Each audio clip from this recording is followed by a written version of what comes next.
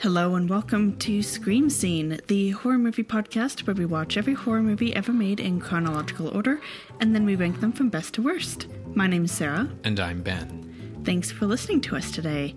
Have you fully melted, Ben? No, not quite yet. I do stick to everything. We are in the midst of a pretty intense heat wave. We are in Calgary, and it is 31 degrees outside Celsius and probably like 29 degrees inside. Yeah. We are under the heat dome. Yeah. And this is too much. And it's going to get worse. Yeah, it's late June, and this is about the upper limit of how hot it should get in Calgary. Ever. But it's going to get hotter by midweek. For our American listeners, it's like 86 degrees Fahrenheit. And for our international listeners, I know that there are places in the world that get much hotter than 30 Celsius in June, but it's not supposed to be this hot in Calgary. Now, obviously, we are not experiencing the worst of this heat wave. Like Pacific Northwest in the States and Western BC are getting like up to like 40 plus, which is very abnormal for them. Again, this is all in Celsius. I don't fucking know what it is. Over 100. It's over 100 Fahrenheit. Sure. Yeah, I mean, it's going to be upwards of like 38 in Calgary by midweek, but it's all to say that we are too hot. We are too hot here today, and if our brains go mushy, we apologize in advance. It's because we're too hot. Yeah. We're going to try our best, folks. But we broke the planet. And so now, dear listener, you will have to deal with some mush brain. What are we watching today, Ben? Sarah, I'm really excited about what we're watching today. This is going to be a great episode, I'm hoping. We're going to have a great time after sort of a string of... Not the best lesser movies. This is a moment. This is an episode that marks a moment in the horror genre's history as significant as the release of Frankenstein in 1931 or Son of Frankenstein in 1939. This is a turning point. We are watching The Curse of Frankenstein from 1957, directed by Terence Fisher, and I'm oh so excited about it. What is it about Frankenstein and revitalizing the horror genre? I'm not really sure, but like... It's the electricity. Right. Sure. Yep. That would do it. Yeah. But I am actually serious. I'm very interested to see this movie. I have not seen this movie ever. Yeah, this is going to be new for you, which I'm pretty excited about because you're a big Mary Shelley person. You're a big, like, Frankenstein, the novel person. We've obviously watched all the other Frankenstein movies up to this point. And this movie, not only revitalizes the horror genre, but like sort of revitalizes and pushes the Gothic horror subgenre into like a bold new age, as it were. Which we all know is totally my shit. Yeah, exactly. And this movie marks like a very specific delineation point in the cinematic aesthetic of Gothic horror. With this film, we are moving sort of away from the era of fog machines and black and white shadows and women in long white nightgowns in the moonlight. And we're moving into an era of bold colors, very red blood, gore, and very low-cut outfits on women, and more explicit visual content. It's a big deal, Ben. Yeah, so I'm really excited to see what your reaction is going to be to this reinvention. But it's another version of Frankenstein, and we've seen a lot of versions of Frankenstein, but this one is significant in that it is not a sequel to any of the previous Universal Frankenstein movies. Yeah, and what's also kind of unique about Frankenstein as a horror monster is we've seen like riffs on vampires and Dracula and all that, but nothing really like that for Frankenstein in the same kind of way. The closest would be monstrous figures. Yeah, like Rondo Hatton. Right. Frankenstein is just as much public domain as Dracula, but I think the Universal films created such a iconic and definitive portrayal of the creature, and Universal was so litigious about its portrayal of the creature that it really made it a daunting task for anyone to even consider like doing off-brand versions of Frankenstein, because like if he doesn't have the, you know, flat top head and the bolts in the neck and stuff, how's the audience even going to know who this dude is? Right, exactly. So he's a lot harder to adapt and play around with than Dracula, who, as you've said, we've seen a lot of different variations on, either named or not. Mm-hmm. So because this is an all-new take on Frankenstein, I thought it'd be a good idea to go back to the novel and give a little refresher on it, since the last time we really talked about the novel in some depth was some time ago. Yes. Now, if listeners want to go back and hear our thoughts about Frankenstein and Bride of Frankenstein, both of which directly adapt the novel, you can find them as episode 26 and episode 48, respectively. I will also note that Frankenstein is ranked number 17 and Bride is ranked as number 18. High-ranking films now that our list is getting close to 200 movies. Yes, Son of Frankenstein is higher, but I'm not going to be talking about the son because he's not in the novel. Right, yeah. So, Mary Shelley. She wrote both fiction and nonfiction, but she's most well known for her Gothic novel Frankenstein, or The Modern Prometheus, which was published in 1818. First published in 1818. Mm-hmm. She was born in 1797 to Mary Wollstonecraft and William Godwin. Now, Wollstonecraft died due to an infection post-birth, so Mary Shelley was named after her and was really just raised by her father. She did have a half-sister through Wollstonecraft, Fanny. She would gain a stepsister when Godwin would remarry, and this would be Claire Claremont. Growing up, Mary wasn't given access to formal education, instead learning what she knew from her father's library and his circle of political and philosophical friends and followers. And this is how she met Percy Shelley. Now, they fell in love. She was 17, he was 22, and already married. Her father did not approve. So Mary and Percy and her stepsister Claire decided to leave home and travel Europe in 1814. With the suicide of Percy's wife in 1816, Mary and Percy were now able to get married. And so then they did that and went vacationing in Switzerland with Mary's sister Claire Claremont and their friends Lord Byron and John Polidori. Just a real eclectic mix of friends. Mm-hmm. Now, in contradiction to what we are experiencing today, 1816 was the year without a summer because of volcanic eruption throwing ash into the atmosphere, which dimmed the sun. Yes. Yeah. So during a particularly dark and stormy night while vacationing, this group of friends decided to tell ghost stories and try to one-up one another. And this tale that Mary told won the bet and was the beginning of what would eventually become Frankenstein. For the next 2 years, she would be working on and revising the story, eventually publishing Frankenstein in 1818. Now, it was published anonymously with a preface from Percy, so everyone thought that it was Percy's novel. It received a lot of praise, and then when rumors started coming out that, no, actually Mary wrote it, then all of a sudden the praise and acclaim went sour. They were like, how could a woman write this? That's not very womanly, junk like that. So this 1818 version had much less sympathy for Frankenstein than what we know of the more common 1837 version.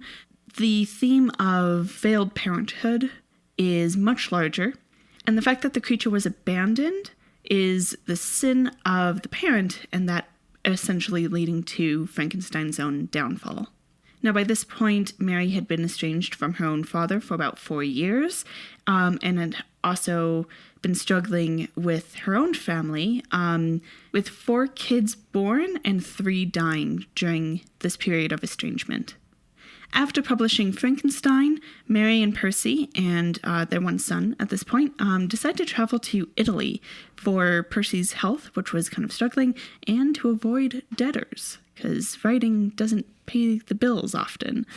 And it was in Italy in 1822 that Mary would suffer a terrible miscarriage, and Percy would die in a boating accident.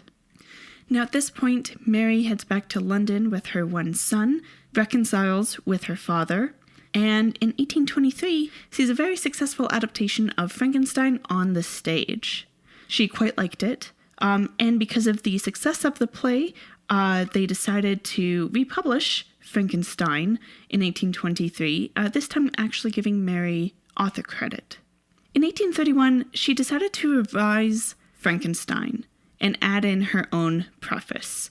Now, this version toned down that theme about failed parenthood, most likely because by this time she had reconciled with her father, and in doing so, it makes Frankenstein a bit more sympathetic.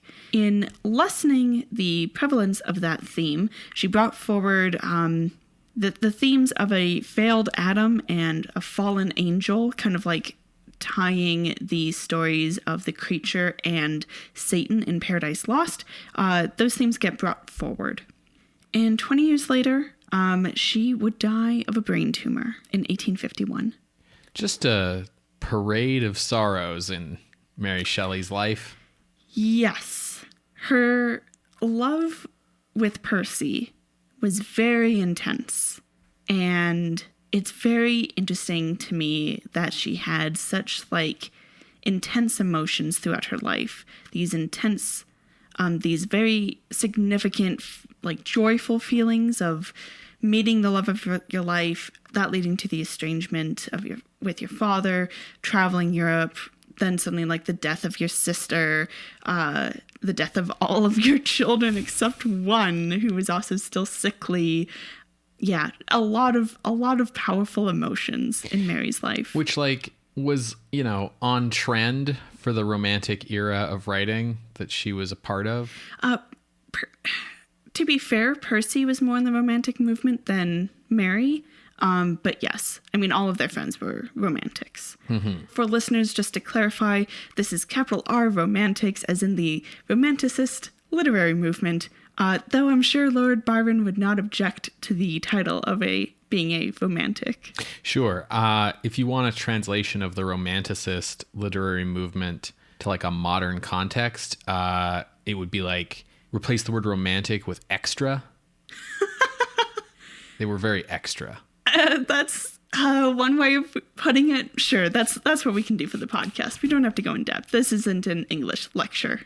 As far as the novel goes, it is epistolary, kind of like how Dracula was, and it opens with a sea captain sailing in the North Pole, and it's in his diary entries. And he describes how he saw a giant man on a dog sled.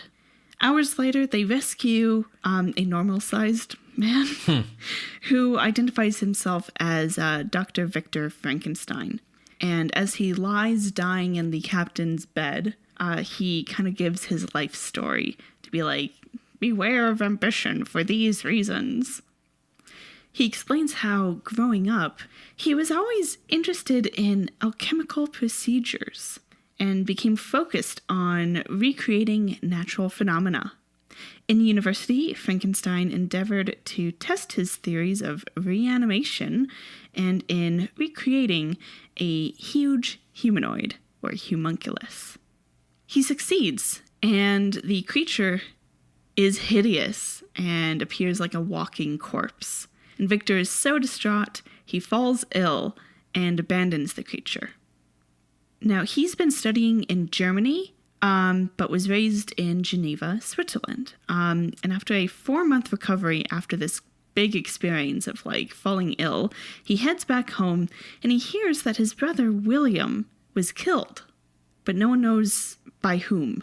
Frankenstein sees the creature nearby and suspects him as the murderer. Instead, Nanny Justine is framed and hanged as a result. Frankenstein goes and hikes the mountains, and the creature finds him and explains how he grew up in the wilderness away from people because they were scared of his appearance. He learned to speak from overhearing a nearby family, and he's taught himself to read, notably by reading Paradise Lost by John Milton. He became terrified of his own appearance and befriended a blind man who became a bit of a father figure. But when the rest of that blind man's family comes to the cabin, he's forced to flee. So the creature burns their cottage down because he's angry about being brought into a world that hates him and fears him. And he swears revenge on his creator, Frankenstein. As part of this revenge, the creature, killed William and framed their nanny, Justine.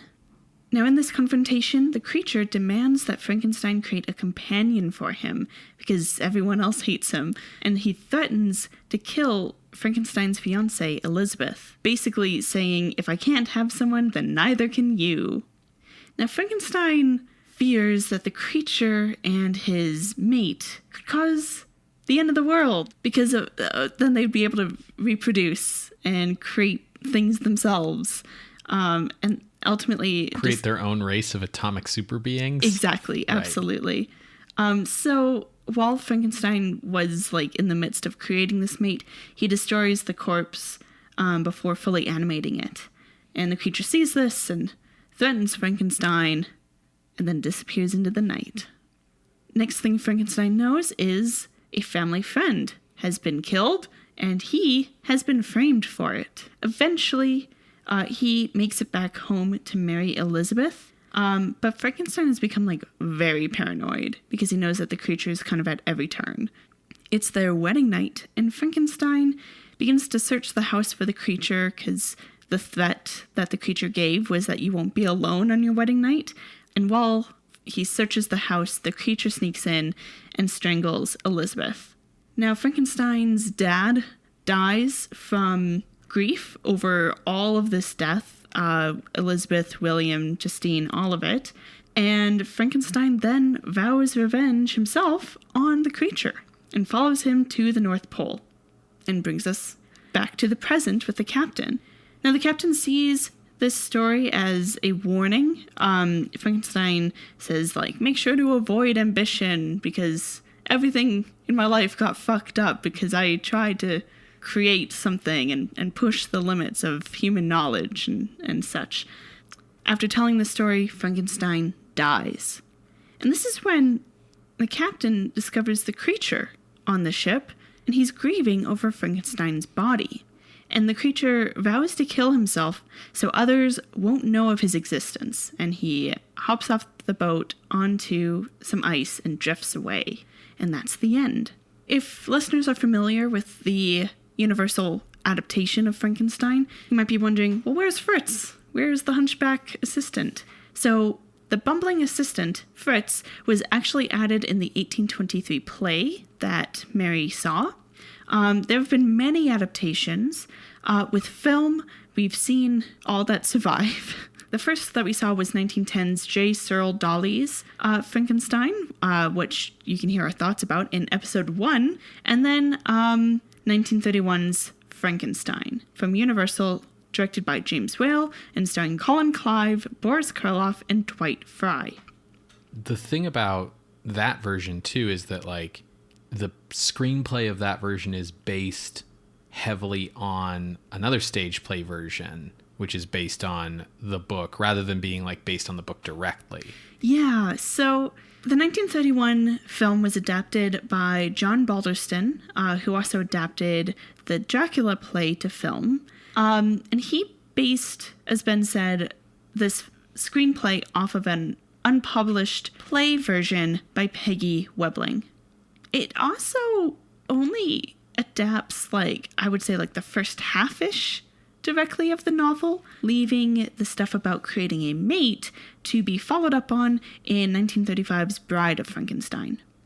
Now, just to recap that film, the film features a Henry Frankenstein and his hunchback assistant, Fritz, building the creature out of corpses. Fritz does go into a nearby college to steal a brain, accidentally taking a corrupt, abnormal brain.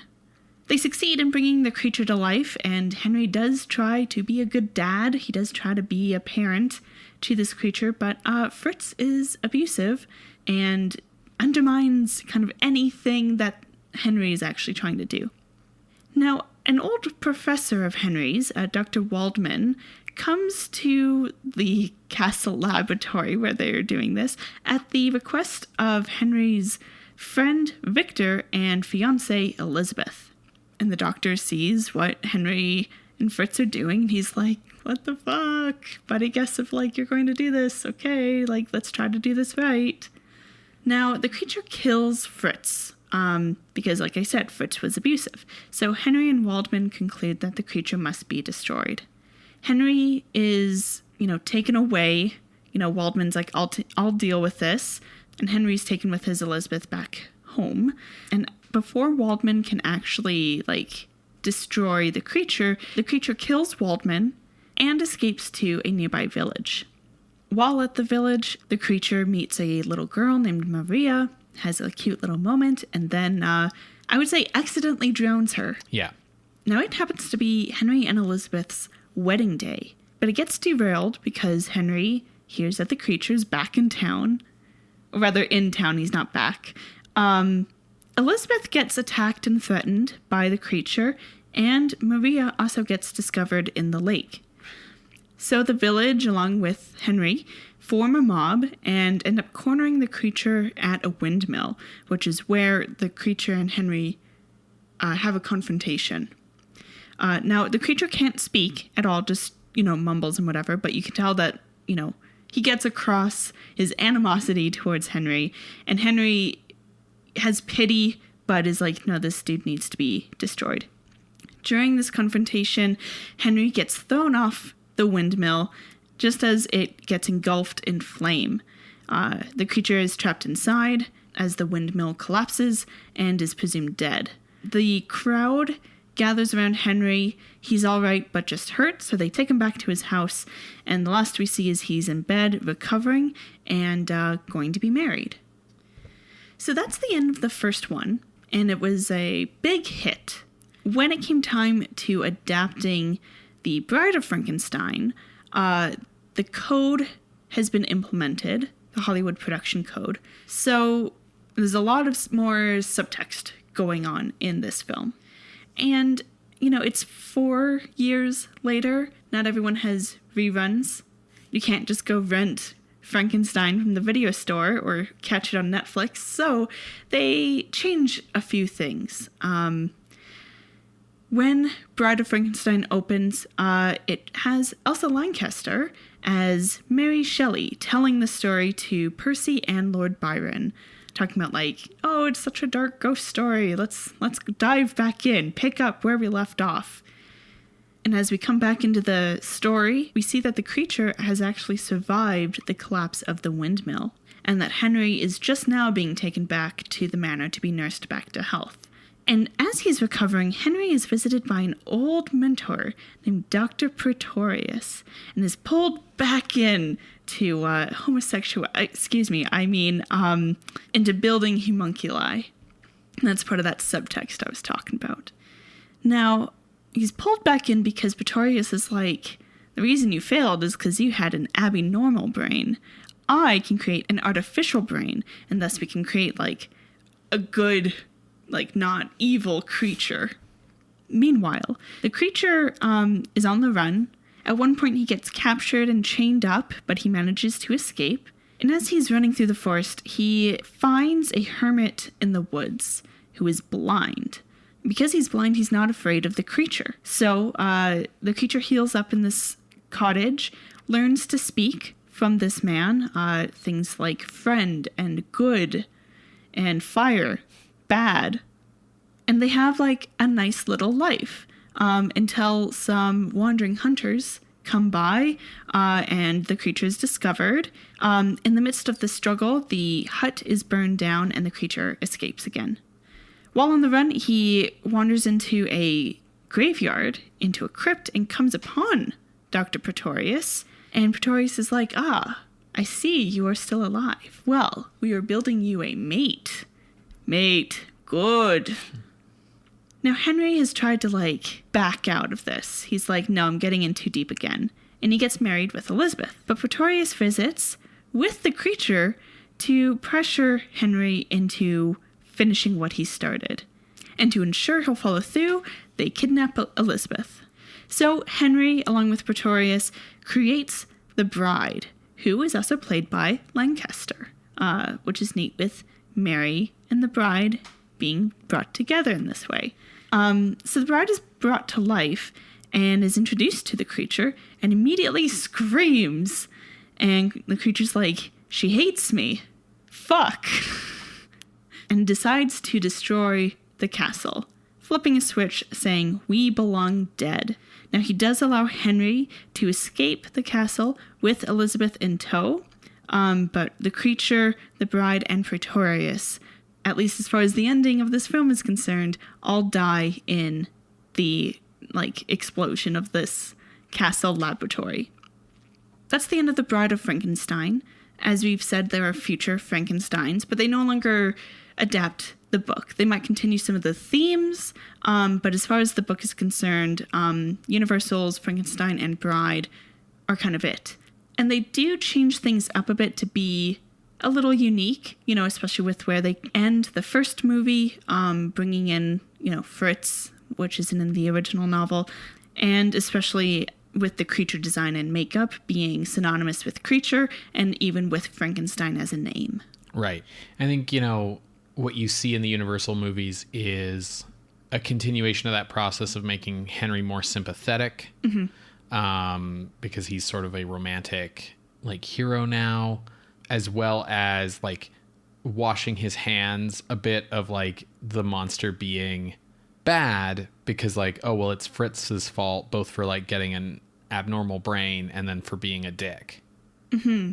And then in the second one, it's Pretorius for tempting Henry back to the dark side, as it were. Yeah. So after Bride, you've got Son of Frankenstein in 1939, Ghost of Frankenstein in 1941, Frankenstein Meets the Wolfman in 1943, House of Frankenstein in 1944, House of Dracula in 1945, and then the last time Frankenstein was in a movie was Abbott and Costello Meet Frankenstein in 1948, which was a comedy, and which just got reviewed by us for our first horror-adjacent bonus episode. Yes, that should be in your RSS feeds right before this episode. So sort of an interesting trajectory. Yes. And I think another reason why I think we talk about this in the episode with Frankenstein Meets the Wolfman, about how much baggage there is with the way Universal has adapted Frankenstein. So not only is Frankenstein difficult to use for others because of name recognition reasons and copyright reasons, but Universal has trouble using him because of that amount of baggage that they've glomped onto him. Yeah, and by the, as the movies went on, they established a very repetitive pattern of some new scientist wanting to recreate or bring back the creature for some reason, needing to find Frankenstein's old notes to do it, needing to find the creature and revive him from however he died the last time. That process taking the whole movie, and then the last 5 minutes getting the creature up and running, who then goes berserk and destroys everything. Rinse, repeat for the next round. Yeah. But yeah, so here we are 9 years after Abbott and Costello Meet Frankenstein. after the whole franchise had kind of like fallen into self-parody. Mm-hmm. So Curse of Frankenstein is not from Universal. No. It is from Hammer Films in Britain. And the success of the Quatermass Experiment and X the Unknown had shown Hammer Films producer Anthony Hines that there was money to be made in flouting the X rating from the British Board of Film Censors. So at this point, the studio was hard at work with the production of Quatermass 2, their official adaptation of the BBC Quatermass 2 miniseries. Producer Max Rosenberg and writer Milton Subotsky came to Hammer producer Michael Carreras with a simple idea for a film. What about Frankenstein, though?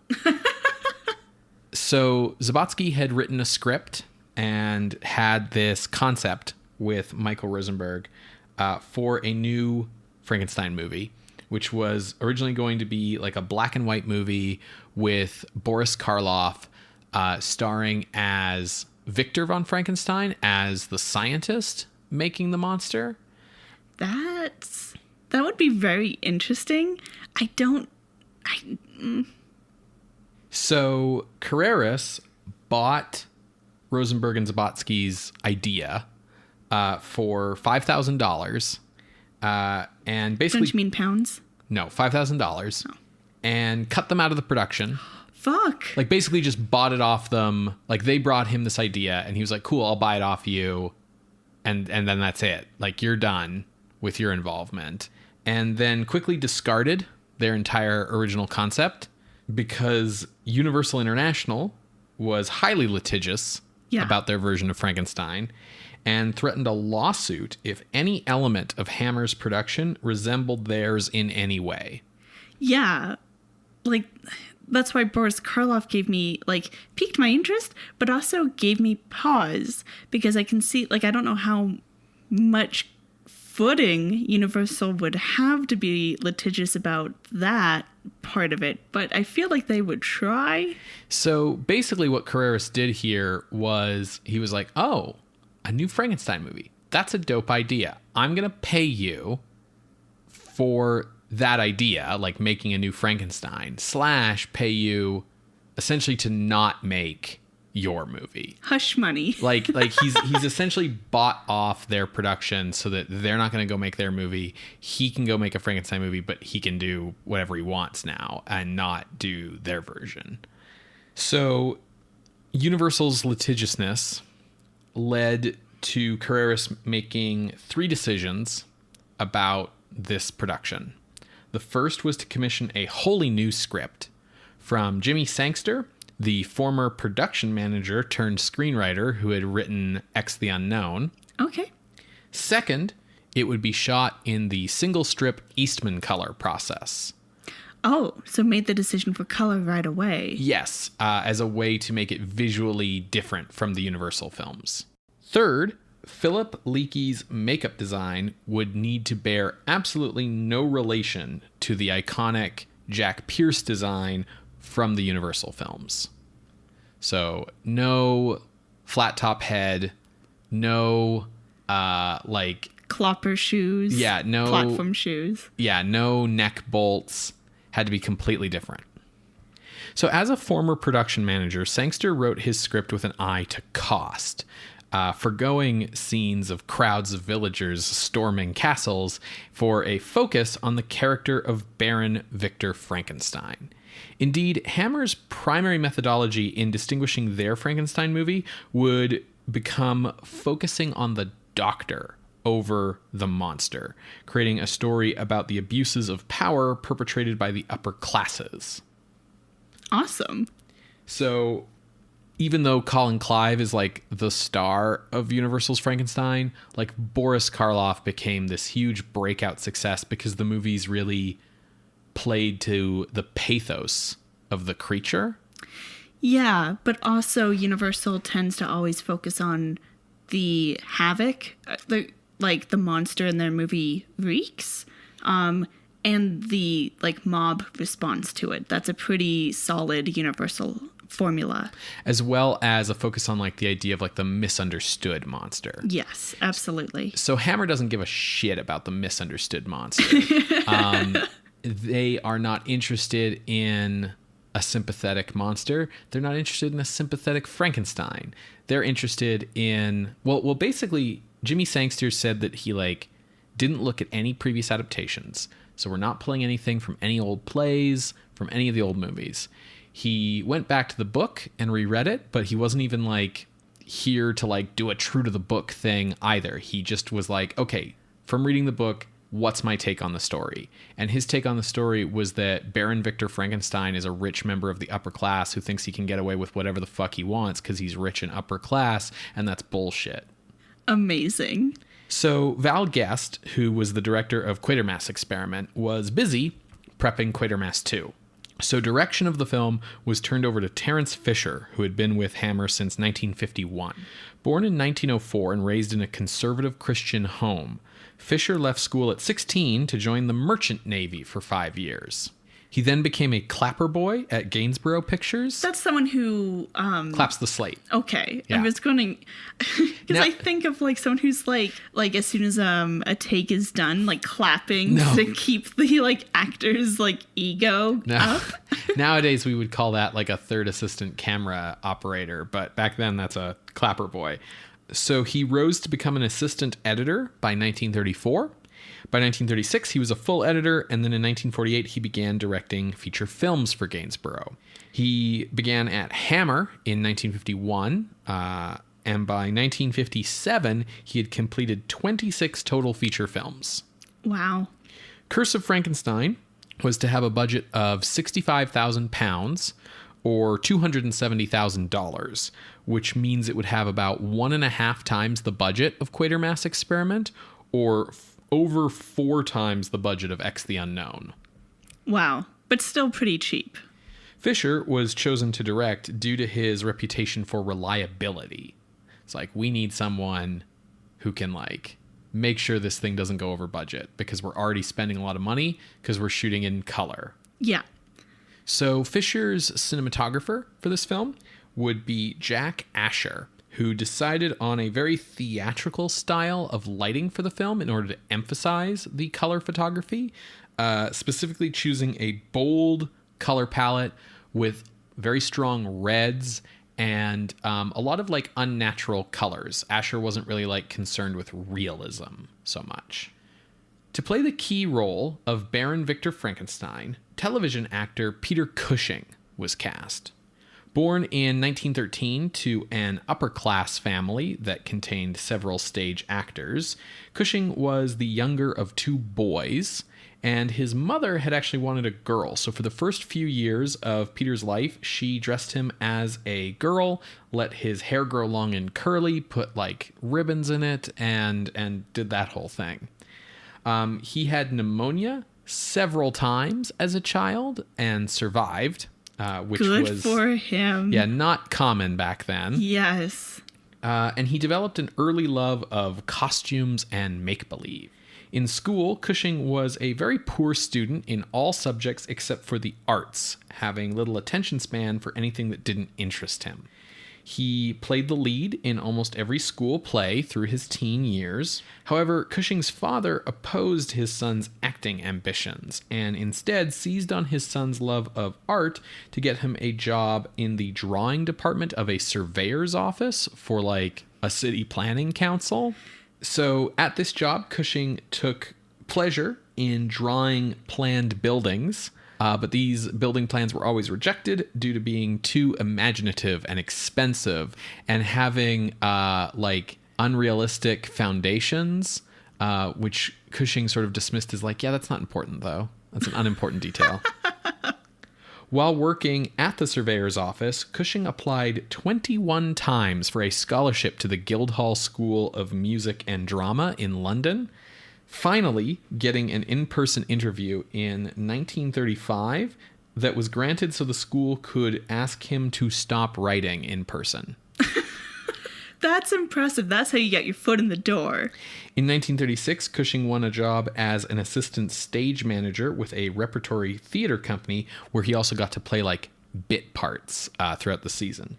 In 1939, he decided he wanted to give Hollywood a try, so he moved there with only £50 to his name. He appeared in a number of small parts through 1941, but despite steadily rising fortunes as an actor in Hollywood, he got very homesick, and he moved to New York City to act on Broadway in order to raise the money to return home. Back in England, his poor health prevented him from serving in the Second World War. So he instead found work performing in shows to entertain the troops, where he met and fell in love with actress Helen Beck. The two were married in 1943. Lung congestion made performing difficult for Cushing, and he had to take frequent breaks for his health, which made making ends meet difficult. After the war, Cushing couldn't get successful auditions. In 1946, he lost a part in a Laurence Olivier-directed play because he couldn't perform an American accent. At age 33, Cushing considered himself a failure. Oh, no. In 1947, Olivier sought out Cushing, having remembered his failed audition, and cast him as Osric for his film adaptation of Hamlet, making Cushing's first appearance in a British film. The film was highly successful, winning Best Picture at the Academy Awards, and so afterwards Cushing and his wife accepted offers to join Olivier's theater company. Struggling with his mental health, Cushing still believed that his career was going nowhere, so his wife encouraged him to write all of the British TV producers working at that time to inquire about work. This strategy paid off, and over the next 3 years, Cushing worked steadily on television, gaining renown for roles such as playing Mr. Darcy in a 1952 version of Pride and Prejudice. I cannot imagine him as a Mr. Darcy. To be fair, though, I am just seeing General Turkin. And then his biggest acclaim came from playing Winston Smith in a 1954 television adaptation of 1984, which was a very controversial TV screening due to its content. In 1956, Cushing won a BAFTA award for Best Actor in recognition of his television work, but he found the medium to be highly stressful and really wanted to return to the more laid-back pace of film production. Probably for his health as well. When Cushing heard that Hammer was mounting a production of Frankenstein, he had his agent contact the studio to express his interest. Meanwhile, Hammer co-founder James Carreras had been actively trying to get Cushing aboard a Hammer film since seeing the TV version of 1984. So The Curse of Frankenstein would be the first of 21 films that Cushing would ultimately make at Hammer. Wow. For the role of Baron Frankenstein, Cushing trained with a surgeon to learn how to wield a scalpel correctly, and on the set, he would make a new, lifelong friend with the actor hired to play the monster, Christopher Lee. I'm so excited already, Ben. Oh my God. So the only real criteria that Hammer had for the actor playing the monster was that he be tall. And Christopher Lee is that. Yes. It came down actually between 6'5" Christopher Lee and 6'7" Bernard Bresslaw. I don't know who Bernard Bresslaw is. Exactly. Oh, shit. So Lee's minimum rate as an actor at that time was 8 pounds a day, whereas Breslaw's was 10 pounds a day. So Lee, despite being shorter, got the part. All right. 2 inches shorter, but 2 pounds cheaper. So Christopher Lee was born in 1922. He was the son of a British lieutenant colonel, a veteran of the Boer War and the First World War, and his mother was an Italian countess who could trace her lineage back to Charlemagne. What the fuck? So when he was 6, his parents divorced, and he went with his mother, who took him around Europe and introduced him to such notable European luminaries like the assassins of Grigory Rasputin. What the fuck? She remarried to banker Harcourt George St. Croix Rose, who was the uncle of James Bond creator Ian Fleming, thus making Christopher Lee and Ian Fleming step-cousins. Lee attended Wellington College as a teen with scholarships in Latin and Greek, but his math skills were very poor. He enjoyed fencing and cricket, but did not do well at other sports. And he was frequently beaten for breaking the rules, including once he was beaten for having been beaten too frequently. What the fuck? That shouldn't even be part of the punishment then. It should be like, oh, you've been beaten a lot. Your punishment is like not to get beaten today. No, it was like, God damn it, Christopher Lee. I have beaten you too many times. You're getting a beating for this. So at age 17, his stepfather went bankrupt, so his mother left him. And so Lee bummed around Europe for a while, staying with exiled Russian nobles throughout the continent. And when World War II broke out, he enrolled in the Finnish army to fight against the Soviet Union in the Winter War. Why the Finnish? Probably because he was in Finland at the time, because Okay. he was just sort of bumming around Europe, hanging out with exiled Russian nobles. Okay. His father died of pneumonia in 1941, and Lee realized that he did not wish to follow his father into the British Army. So instead, he signed up for the Royal Air Force. However, in his second last training flight, he suffered headaches and blurred vision, and the medical officer diagnosed him with a weak optic nerve, so he was permanently grounded, much to his disappointment. Despondent, Lee applied for Royal Air Force intelligence work. Impressed with his initiative, Lee's supporters sent him to Africa, where he rose through the ranks working in the intelligence field, where his job was basically to, as Lee put it, know everything about everything, but specifically to find targets for his squadron to bomb. He fought through the North Africa campaign, and when his squadron grew restless and mutinous during a period of little activity, Lee talked them into resuming their duties, winning much praise from his superior officers. From Africa, Lee's squadron moved on to Italy, where Lee met up with an Italian cousin of his, Niccolo Carandini, who was leading the Italian resistance movement. From there, Lee was attached to Special Operations Executive, basically the World War II equivalent of British Special Forces. The SOE was a service of like secret agents who were responsible for reconnaissance, sabotage, and espionage, who officially did not exist, and who were called things like the Baker Street Irregulars or the Ministry of Ungentlemanly Warfare. This is also where his cousin Ian Fleming worked, commanding and planning commando raids behind enemy lines. So what you're saying is Christopher Lee is the real-life James Bond. There was a few real-life James Bonds, so I don't want to throw that title around too liberally. But Lee believed that he was bound by the Official Secrets Act to never discuss his time in the SOE, which is like true, but Lee continued to like use that excuse even after like the statute of limitations on his period in the SOE was like lifted. So he never really liked talking about it.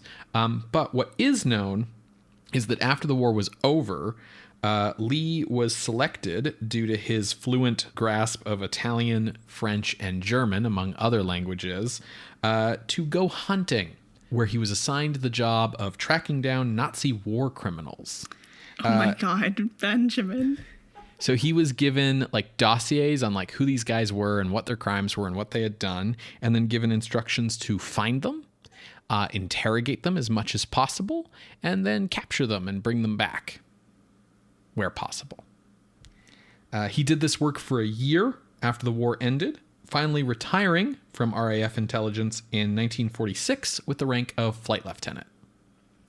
After the war, Lee was unsure what to do with the rest of his life. His cousin, former resistance leader and now Italian ambassador to Britain, Niccolo Carandini, suggested to Lee that he become an actor.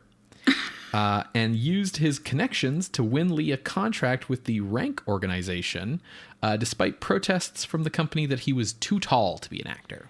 So Lee began in 1947, attending Rank's acting school, and he spent 10 years playing background and supporting characters, during which time he said that he spent his time watching, listening, and learning, determined to be ready when his time came.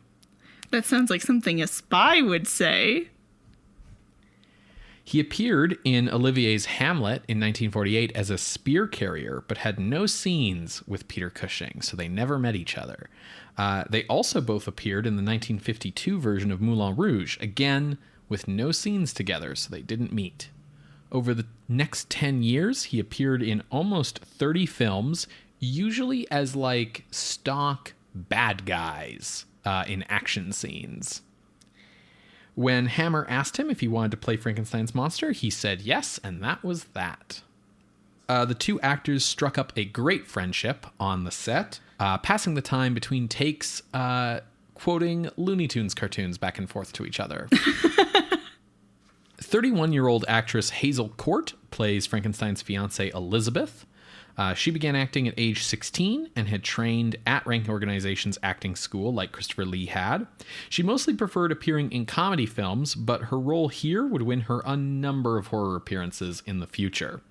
Her young daughter, Sally Walsh, appears as Elizabeth in flashback scenes in this movie. Oh, that's cute. And Elizabeth's wardrobe consists of genuine hand-me-down Victorian clothes. Sangster's screenplay sets the film in the 1860s instead of the novel's setting of 1790s, as Victorian costumes were far easier for Hammer to come by. Sure.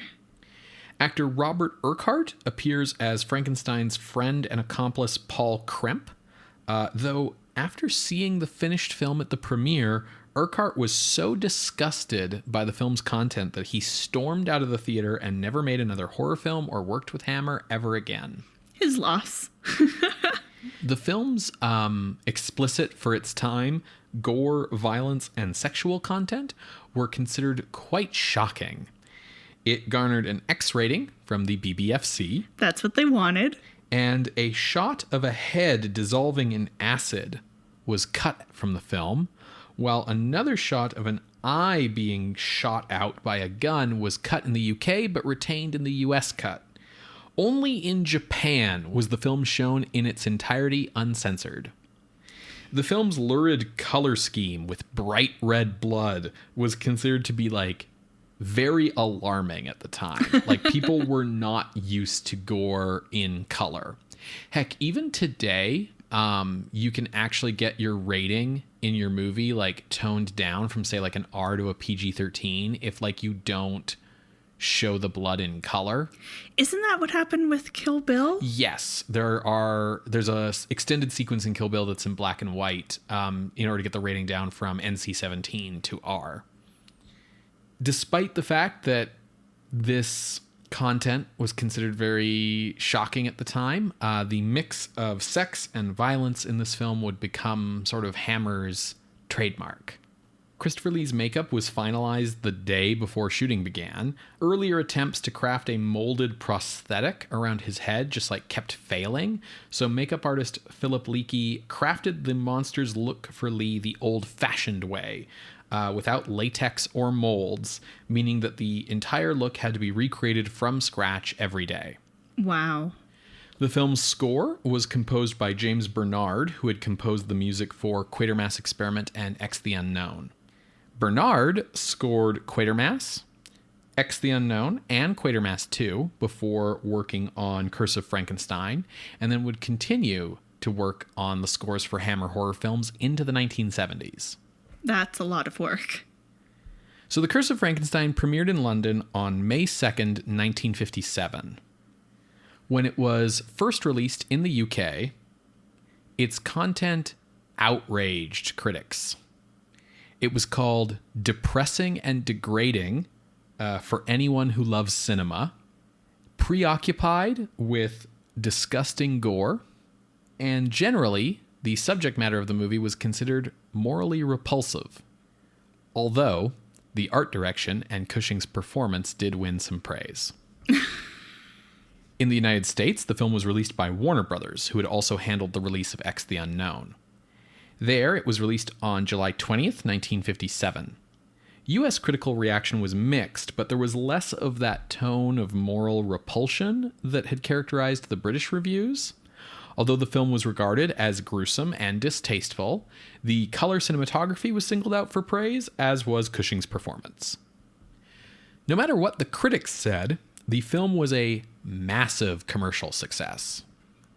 Audiences flocked to see the picture, which made $8 million worldwide. And it costs like $200,000. Yeah, so it basically made about 30 times its budget back. Holy moly. This success is considered a significant moment in the horror genre. It put Hammer on the map as a studio, resurrected the Gothic horror genre, and paved the way for a revolution in the treatment of explicit sex, violence, and gore in horror movies. Curse of Frankenstein is currently available to stream on Hoopla, to rent on YouTube and Google Play. It's on DVD in the Horror Classics collection from Warner Home Video, and in a spectacular new Blu-ray release from Warner Archive collection. Well, that's very cool, and it sounds super accessible as well for the most part. So, folks, I hope you can watch along. I'm very excited. My first time seeing this movie, and it's clearly very notable in the history of horror. So, super stoked. You're going to hear a brief musical interlude, and when we come back, we will discuss The Curse of Frankenstein from 1957, directed by Terence Fisher. See you on the other side, everybody.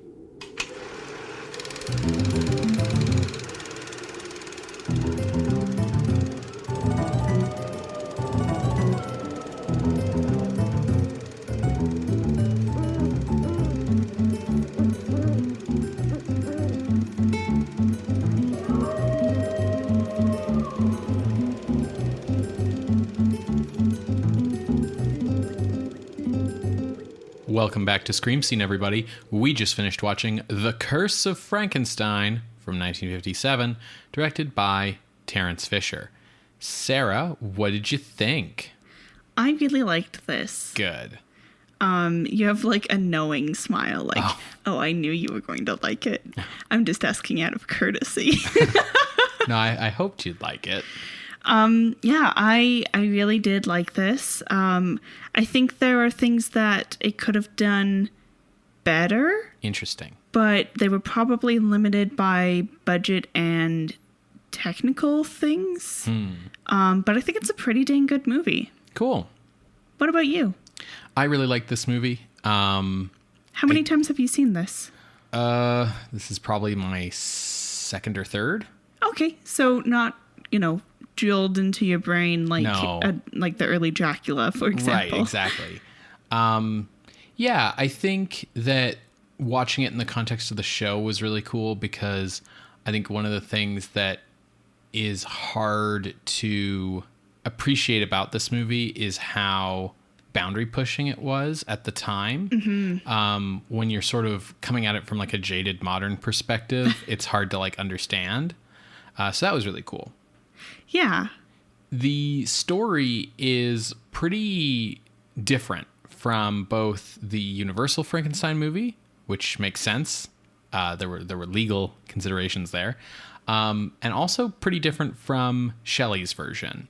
There are a lot of familiar elements, but they've been significantly like remixed, basically. So why don't you guide us through the story of Hammer's version of Frankenstein? Sure. I will try to hit the nail on the head. Okay. Because they're called Hammer? Oh, yeah, okay, got it. Good joke. It's the heat. You still have mush brain. Yeah. Okay, so we are set in Victorian-era Switzerland, and we see that a Baron Victor von Frankenstein is in jail.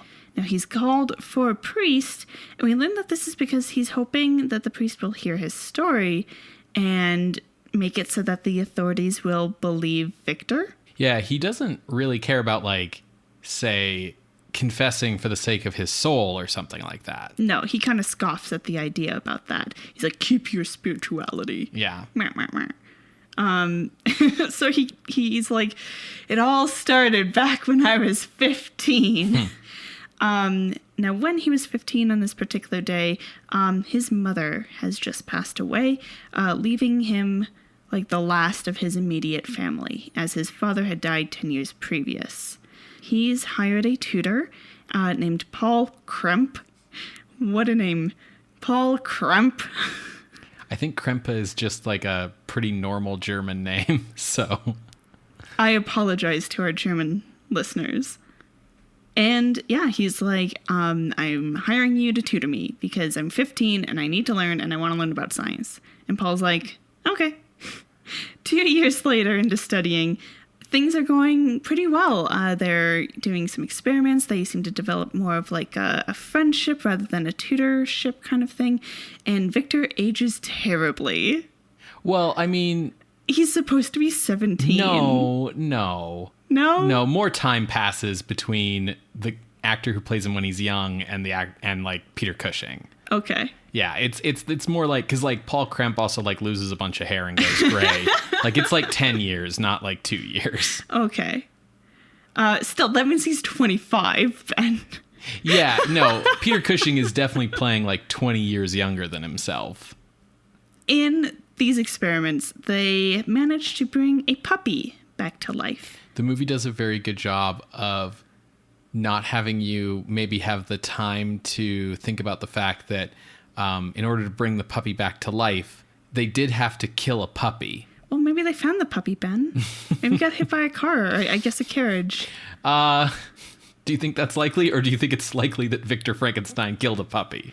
I do think that it was, like, impressive that they went with puppy because it's not a standard lab animal. Right. Like if it was a rat, a guinea pig, even a rabbit, we've seen that before. We've seen cats.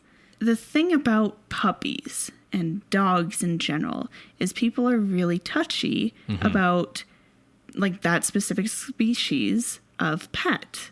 And so it seemed like, oh, that's pushing the boundaries there. We'll get into that in the discussion. The process of this is they have an aquarium filled with murky liquid and the dead animal is in there. They have electrodes going in, and during the experiment they have a bunch of like bubbling, multicolored test tubes and all that. And Paul handles the electrical side of things where there's these spinning wheels. It's a turbine. Oh, it's a turbine. Okay. Yeah. Well, spinning wheels and flashing lights. And yeah, they successfully bring this puppy back to life. And Paul is elated. He's like, this is going to be really amazing. It's going to push medical science to help more people because of the way that like the heart pumped, but like it wasn't responding. So medical procedures and surgeries, blah, blah, blah. Victor's like, no, not yet. We're not going to share anything yet. We've only just begun. We've restored life, but now we must create it. And Paul's like, do we though? He's skeptical, but he kind of goes along with it, even to the point of helping Victor steal a hanged highwayman's corpse. But once Victor begins acquiring other limbs and organs for his creature, hands, eyes, Paul's like, no, I'm not comfortable with this. This is going to only lead to evil. I'm not into this anymore. Part of this is because Victor's cousin, Elizabeth, has arrived to the house. She is going to be married to Victor. And with her arrival, Paul is like, you can't be doing this with the pretty lady downstairs. Like, what if she finds out? And Victor's like, so what if she finds out? We're just doing science. What are you talking about? And sees nothing wrong with what he's doing. Yeah. Although I will say that as much as Victor can't see what's wrong with what he's doing, Paul has a really difficult time articulating what's wrong with what Victor's doing either. Like, he's like, oh, this is just going to lead to evil. And Victor's like, why? And Paul's like, because it's not natural. And Victor's like, we brought a puppy back to life, for fuck's sake. And then, like, when Elizabeth shows up, Paul's like, oh, she can't possibly find out. And Victor's like, well, why not? And Paul's like, well, because her innocent mind wouldn't be able to comprehend what we are doing. Yeah, and it's like, okay, Paul, maybe have some more like faith in Elizabeth. Not to give Victor any credit here. I'm just saying that like Paul's not great either. Yeah. there are several times where Paul goes to Elizabeth to be like, I think you should go. And she's like, I literally have nowhere else to go. Yeah, Elizabeth's mom, who is Victor's aunt, has died. And so she has like nowhere to go. It was already made clear earlier in the movie that she and her aunt were like dependent on Victor's money anyways.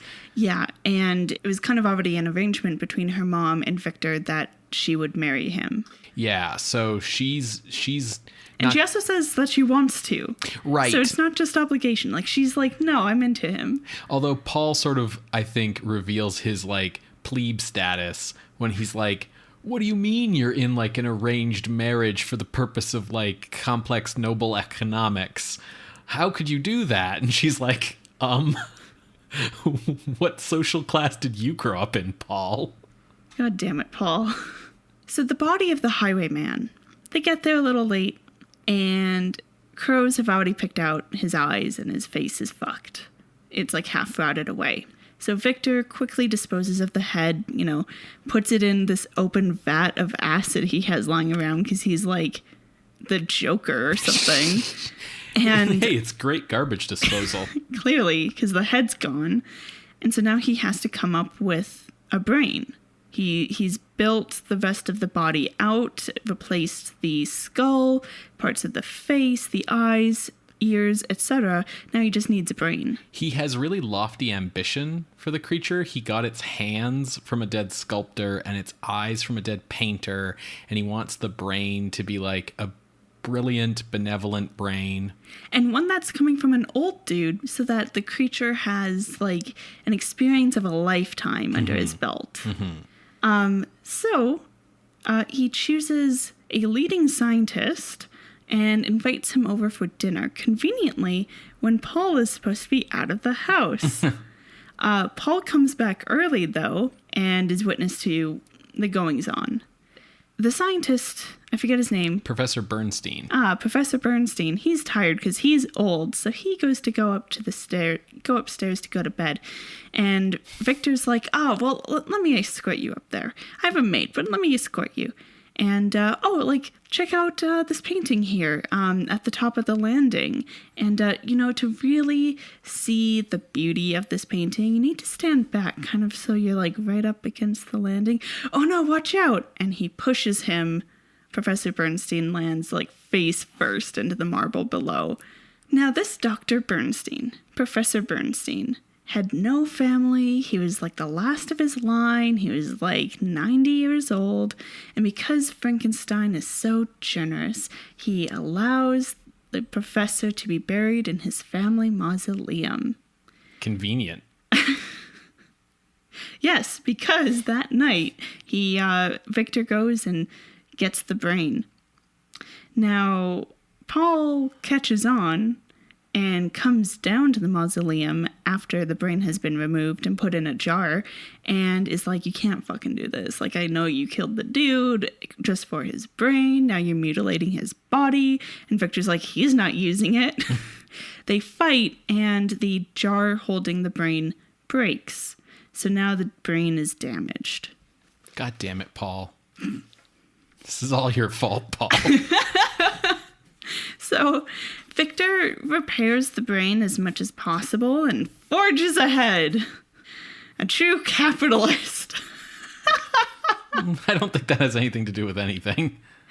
So he attempts to do the, I guess I'll say, experiment bit where it actually brings the creature to life by himself. Previously, like with the puppy, Victor stood by the tank and like turned knobs, and Paul was over by the turbine with the electrical stuff. Now Victor has to try to do this all himself, so he's running around, and it just doesn't seem to be working. So he turns everything off, and he goes to Paul, and he's like, Paul, I do really need your help. And he's like, fuck, I'm not helping you. Yeah, but I'm just going to keep fucking trying until you help me. So Paul's like, well, when you put it that way, I guess I'll help you. While Victor is gone, there is a storm raging outside, and lightning hits the equipment, and the electrical stuff starts up, and, power into the body, and the body starts breathing. By the time that Victor returns, the creature is standing, rips off the face of his bandages to show Christopher Lee with like these really cool like contact lenses and like a zombie face, and just looking like real pissed off to be alive.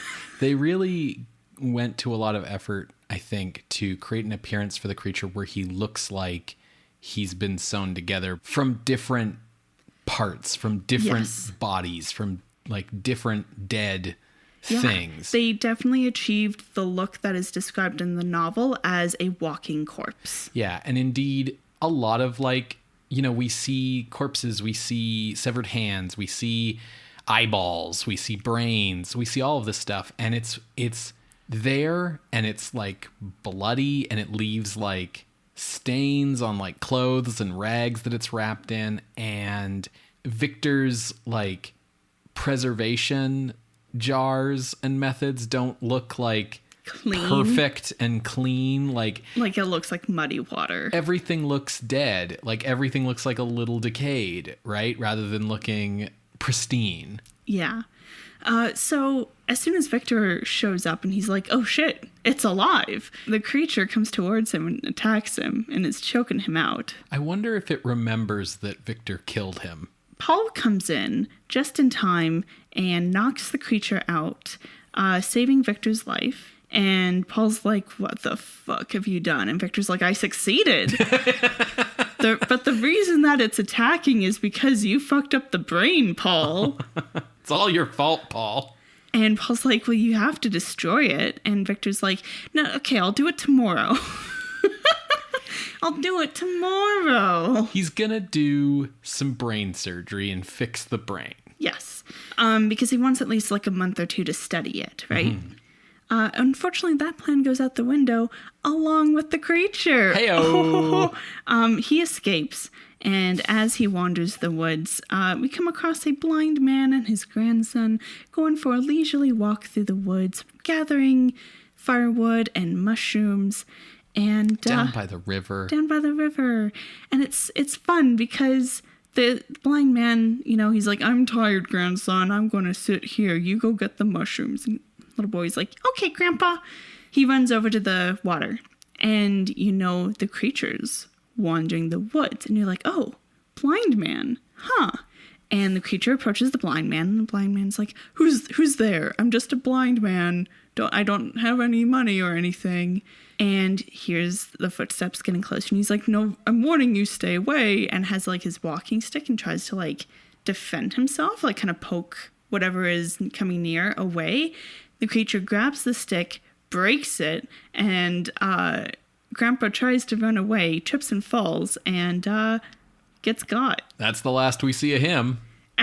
Or the boy, for that matter. No, not quite. Oh, do we see the boy? We see the boy a little bit, because he hears, like, something weird going on in the woods, because he's down by the river gathering the mushrooms, and he comes back.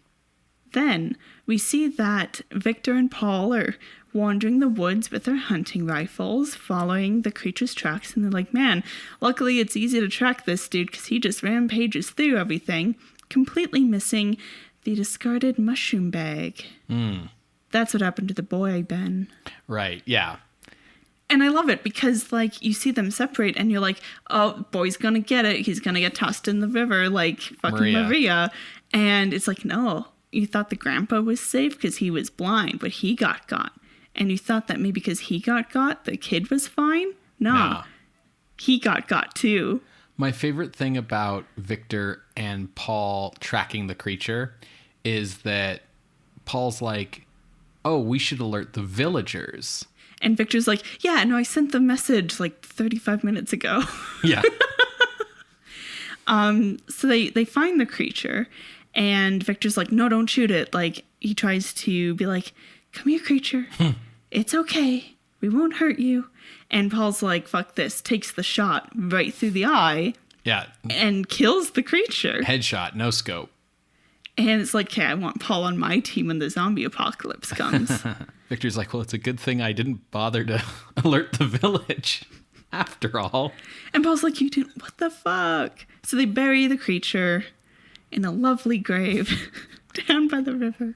But Paul leaves. Paul's pissed because he's like, you didn't alert the villagers. Like, we're lucky that we came across him before he killed anyone. I also love that they kill this shambling corpse that Victor brought to life. And Paul is like, well, at least it's all over now that the thing is dead. Well, I shall now leave. Yeah, he says goodbye to Elizabeth and he packs up and leaves. Surely the nightmare is over. So after Paul leaves, not even, Paul says goodbye, leaves the room, and Victor's like, okay, turns around, creature's alive again. He gave the creature life again, and the creature's now chained up in the laboratory. Like that zombie in that one zombie movie from Romero. Day of the Dead. Yeah, the one in the army bunker. Anyways, so... This whole time, Victor has a maid named Justine, and she has the hots for him, and he definitely abuses that. They are having an affair, and this has been going on for a long time, even before Elizabeth showed up. Yeah, I mean, to the point where Justine, like, thinks that she's gonna marry Victor. Yeah. And when Elizabeth shows up, she's like, who's this bitch? And he's like, oh, don't worry about it, Justine. Hey, Elizabeth, my fiancé. Yeah. But don't worry about it, Justine. Hey, Justine, prepare my fiancé's room. Right, but we're still going to get married, right, Victor? Call me Baron, Justine. And sure, if that's what I said. Yeah, he does force Justine to call him, especially when they're making out, Baron Victor. Yeah. So she's upset that Elizabeth is here. And she's like, one night, you're supposed to be marrying me, Victor. How dare you? And he's like, you really thought I would marry you? And she's like, yeah, but you promised. And he's like, sure, hun. I promise a lot of things. And she's like, but you have to marry me because I'm pregnant. And he's like, yeah, just say it. It's any one of the boys in the village. It would be likely true anyways. And she like that. What a fucking dick move. And she's like, no, I'll tell everyone like what you're doing in your lab. And he's like, what will you tell? And he gets like very threatening. And she's like, I'll tell them what you do up there. And he's like, and what is that? And she's like, you know, the things. The things you do, the science things. And he's like, well, my dear, they will want proof. And then backs away. Right. Now, that night, I just need to leave my laboratory unattended for a few minutes, yes. Justine. Yes, that night. So we see Justine sneak up. In her transparent nightgown. Yes. I learned some things from Universal, Ben. Universal's nightgowns were never this see-through. Anyway, so she sneaks up to get into the lab. And Victor, like, all but pretty much announces when he leaves his lab, like, I am now going to bed and leaving my laboratory unlocked. Justine goes in, she's looking for clues. She gets to a locked door in the back, and so she unlocks and she's looking around.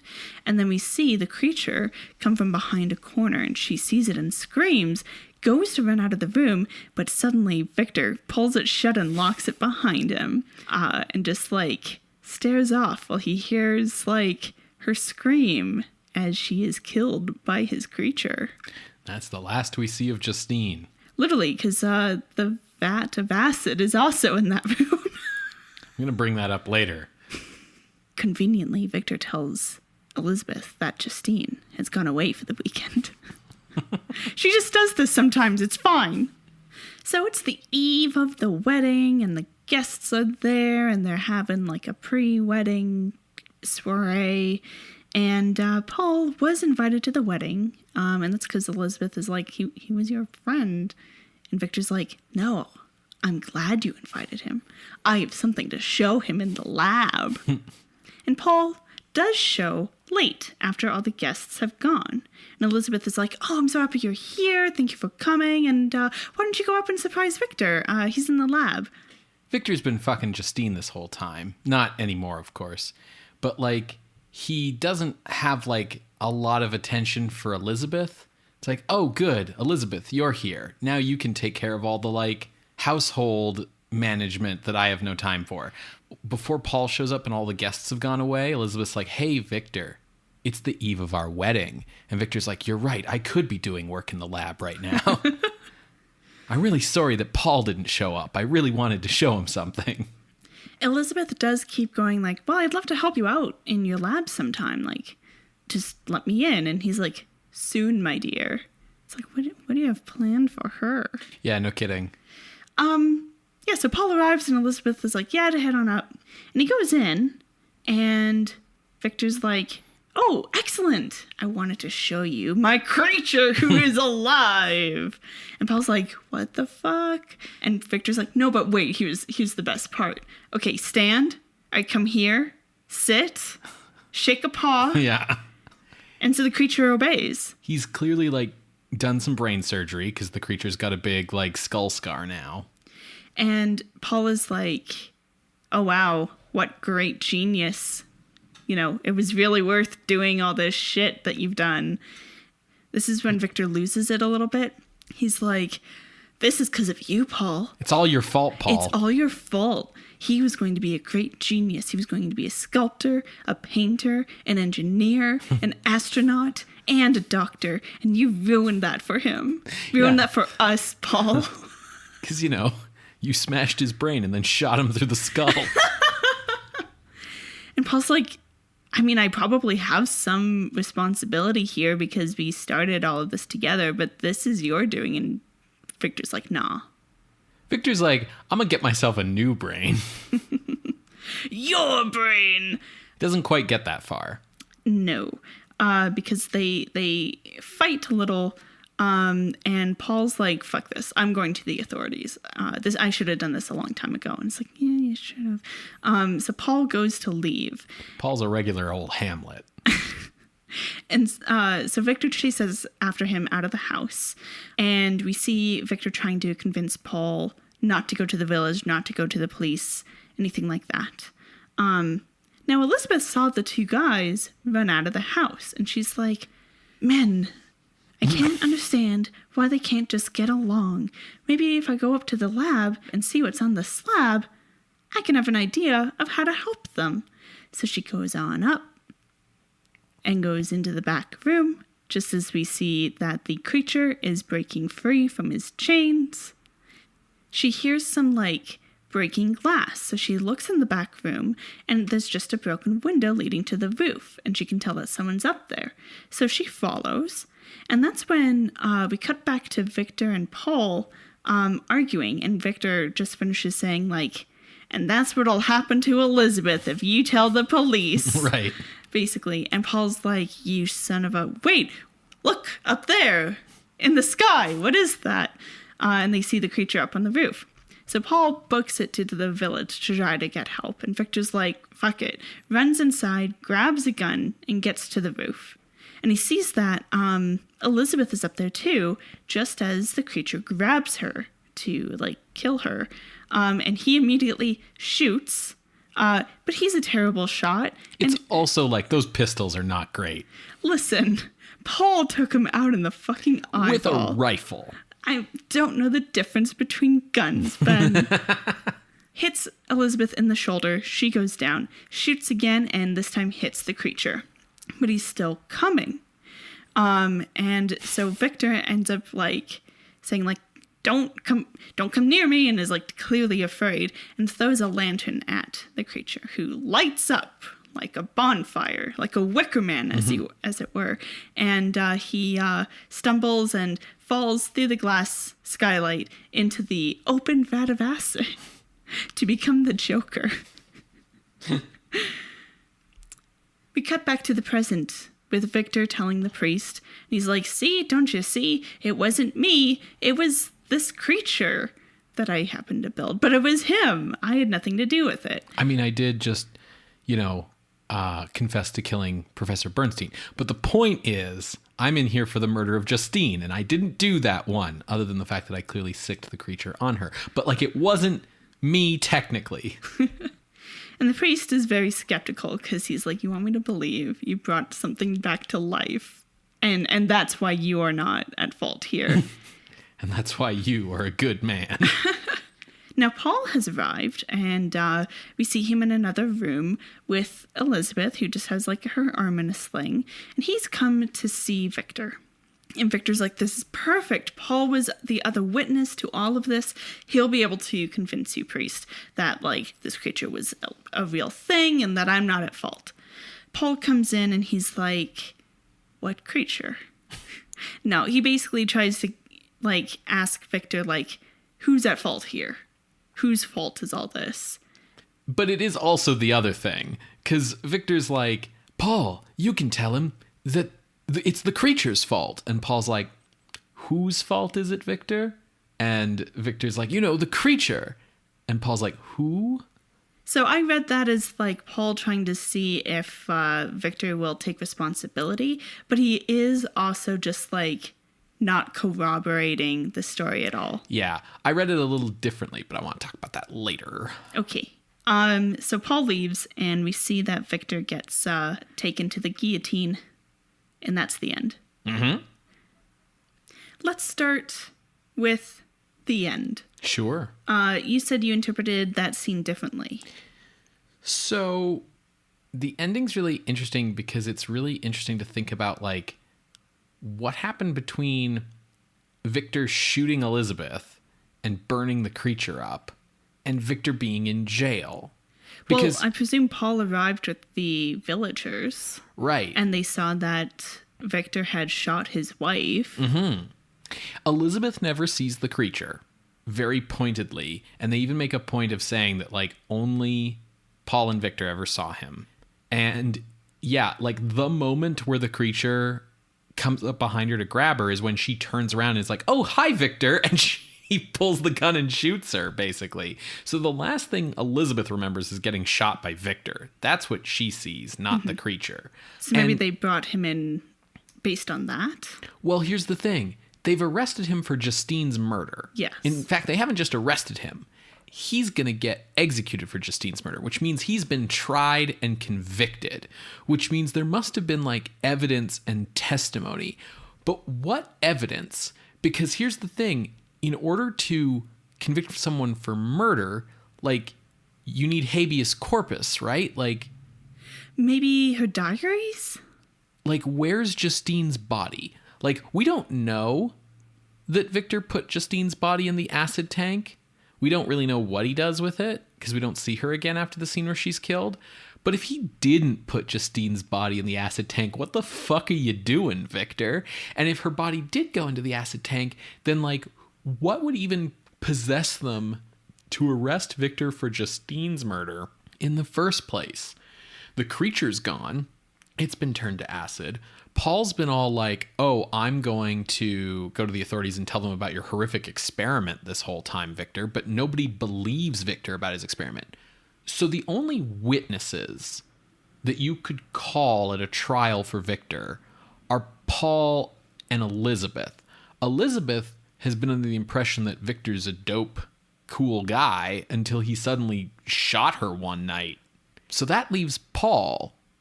And instead of being like, yeah, Victor made a monster that went on a rampage, the only logical conclusion is that Paul was like, oh yeah, you know how their maid went missing? Yeah, Victor killed her. Like, that's the only possible conclusion, is that, like, Paul doesn't just sell Victor out at the end of this movie. He must have sold Victor out at the trial. I wonder, what if in an earlier draft, Justine's body was being prepared to create the bride? Maybe, but there aren't a lot of, like, leftover pieces, if that's the case. Mm-hmm.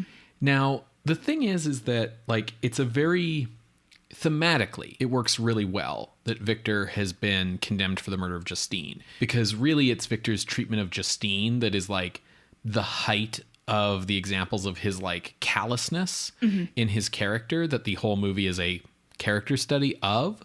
But, like, the other thing about Paul at the end is, okay, so Victor's already been condemned. And in order for Victor to have been condemned, Paul must have, like, already kind of sold him up the river.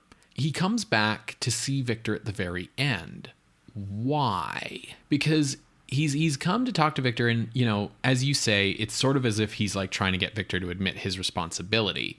But like, why bother? Victor's already going to be executed. Like, what's that really about? And so, you know, what we do see is that Paul is very pointedly not admitting that the creature exists. Mm-hmm. As you say, like, Victor's like, Paul, tell them about the creature. And Paul's like, the fuck are you talking about? So he's absolutely selling Victor up the river. And then the way that he keeps asking, like, you know, who's responsible back to Victor, it's less about trying to get, at least in my opinion, Victor to recognize his own culpability.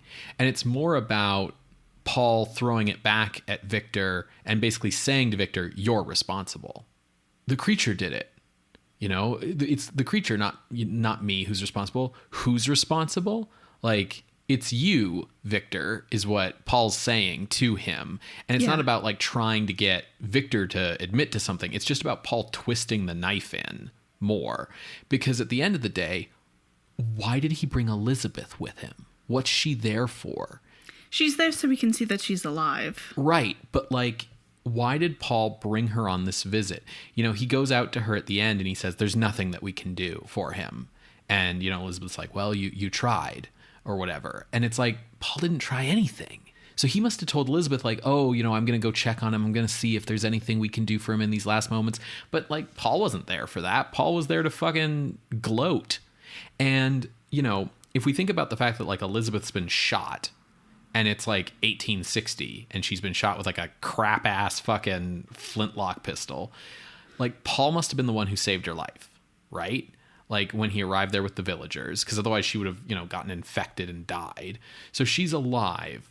Paul saved her life. He's brought Elizabeth with him to gloat to Victor, to be like, hey, guess who gets the girl? Because the whole time that Paul's living with them, you know, like after he abandons Victor, like he says to Victor, you know, I will have no part of these experiments, but he keeps living there. And Victor even says to Paul, like, why are you still here? And Paul's like, well, it's for Elizabeth. I want to make sure she's safe. And I think it's really clear, to me at least, that like Paul falls in love with Elizabeth, like really early on. Absolutely.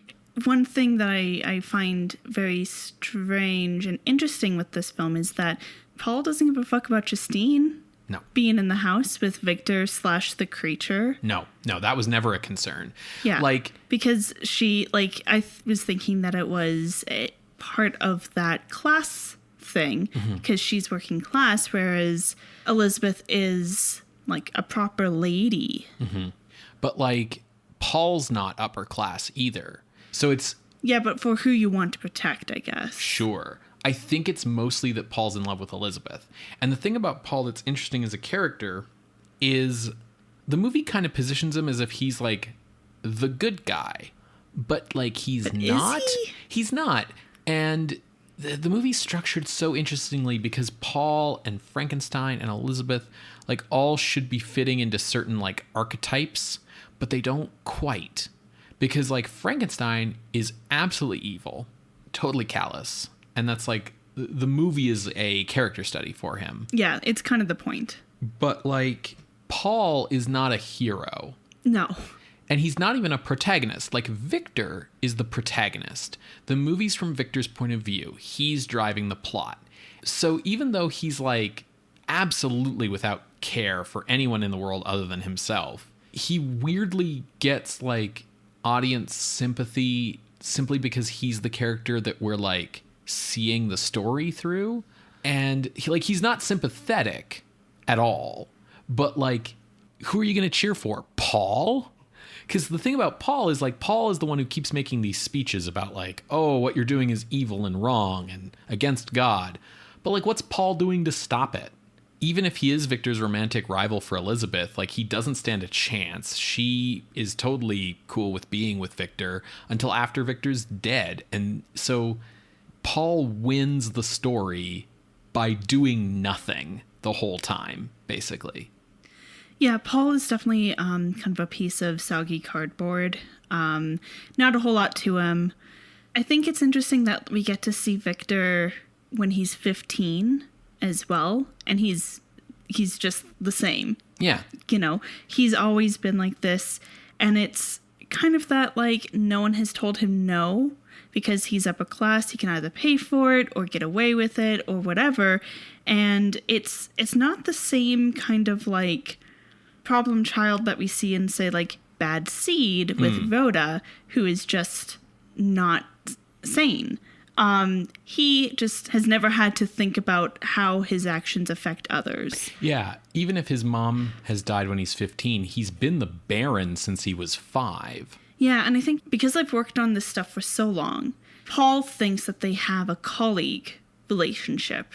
And as he starts having doubts, and Victor, like, doesn't hear him and just assumes that he'll go along with it, Paul starts to realize that, no, actually, we're not even friends, are we? Like, I've just been helping you do these things without really recognizing the problem with me doing that. And, like, Victor keeps Paul around because Victor wants an audience. Like, that's what Paul is at the end of the day. You know, Victor's not even doing the thing where he's like, you called me mad? I'll prove that I'm not mad. Victor's not trying to prove himself right. Victor knows that he's right. He's trying to prove Paul wrong. It's not even that. He's trying to get his name in the record books, and he believes that he can do anything, and he has the right to do anything because he is upper class. And, like, that's, like, not even subtext here. This is, like, the point of the movie. Paul goes to the edge of being a mad scientist. Like, he's experimenting on a puppy. Right, yeah. And he's into it, man. Yeah. Like, when they're doing the puppy experiment, we get close-ups of both of their faces, and they're both, like, super into this. Once they've succeeded, he's like, okay, cool. Let's go publish this. Here's the thing. The reason I put emphasis on the fact that it was a puppy is because, as I said, that's not a typical lab. Well, it was a Rottweiler, but it's not a typical animal you experiment on. So I think they were trying to push people's buttons with using a puppy. If it had been, say, a guinea pig or a rabbit, something that you would more expect, I do think Paul would be, yeah, that's just a scientist doing something weird, but, you know, whatever. The fact that it's on something that, like, people hold really dear puts him into that gray area, the neutral zone, let's say, between regular science and mad science. Right. Which, yeah, I think goes to your point about how he's not a hero. Right. Like, I'm not saying he's morally gray, but he is just as culpable. Sorry, not as culpable, but he is at fault here. Yes. And Paul's really interesting to me because in some ways, like, he falls into that, like, David Manners place of, like, just not really doing anything because if he does, the movie would be over. Yes. And just being, like, a witness to things. But somehow Paul, in this particular story, being indecisive and not acting actually makes him really interesting. Because, like I was saying earlier, I think your natural assumption would be like, okay, he's the good guy, Victor's the bad guy. But, like, Victor has all of these protagonist traits of being, like, driven and having, like, goals and wanting to do things. And Paul's kind of a fucking weasel. Yeah, and he's not even enough to be an antagonist. No, because he can't stop Victor. Like, the best he can do is he breaks the brain jar a bit and he shoots the creature later, both of which are things that, like, Victor uses to, like, blame him for the creature being violent later. And then, yeah, he basically just, like, more or less what Paul does is he waits for Victor's experiment to destroy him, and then he swoops in and gets Elizabeth at the end of the story. Yeah. Like, Paul's kind of a shitty guy, but because, like, he's not the one who did science necromancy, like, he not to a human anyways. Right. He sort of gets to, like, have the moral high ground. Speaking to your point about Paul just sitting around, that is one of the failings of this movie, I think. Like, in the sense of, like, it just feels like we're just waiting for some things to happen at points. It just feels like the pacing drags its feet a bit while we wait for the creature to kind of get constructed. They do some things to try to keep the, I guess, tension up, but it just doesn't quite, it doesn't keep up that tension for me. Like, Justine is around to establish that, like, she has an affair with dude, and she's upset that Elizabeth has arrived. She disappears until it's time for her to be like, hey, I'm going to go tell people. Not unless my creature gets you first. I think they could have done a bit more with, like, building some, like, for lack of a better word, romantic or dramatic tension where, you know, she's still sneaking around and Elizabeth going like, well, is there something going on with the maid? And, like, not having anything there. Right. I disagree with you, but I can see where you're coming from on all these things. I think the thing about this movie is that this movie is a character piece about Victor Frankenstein and isn't about anyone else. And so, like, it would make sense to do, like, some sort of romantic subplot about, like, you know, Elizabeth, is she going to find out that Victor's with Justine, is, you know, and all this kind of stuff, if you wanted the movie to give Elizabeth something to do. Or give Justine something to do. But the movie's not interested in that because Justine and Elizabeth exist in the movie only to illustrate elements of Victor Frankenstein's character. Because ultimately, would Victor even care if Elizabeth found out about him and Justine? I doubt it. Yeah, probably not. So in that reason, even though it would give Elizabeth or Justine something to do, it doesn't have any dramatic weight on the story, because of how the story's been constructed. Mm-hmm. And the thing, you know, I feel you on, like, the fact that it takes a while for the creature to get built. And you're like, we're really, like, kind of filling time here. Except that we're not, if you look at the movie the right way. If you look at the movie in the sense of, like, oh, the main attraction of this movie is going to be seeing the creature go on a rampage, then yeah, it feels like it takes a long time to get to the creature. But the horror of this movie isn't about the creature. The horror of this movie is about Victor Frankenstein and the horrible things that he does. And that starts from the start of the movie and continues on throughout. Yeah, I think, like, if you think about the critical reaction to this movie and how negative it was, I sometimes wonder, like, how much of it, you know, was really coming from the blood and the gore and the sexiness and all of that. And how much of that shock and revulsion that these critics felt was coming from how callously Victor Frankenstein regards everything. And the fact that this is this portrayal of a lord that is showing, like, this guy is the way he is because he has the privilege of never needing to develop a moral compass. Mm-hmm. It's very interesting thinking about this post-Trump. Sure. But I think, you know, the movie does a pretty good job of, like, underlining its theme without it being, like, you know, changing the Frankenstein story in order to make it happen.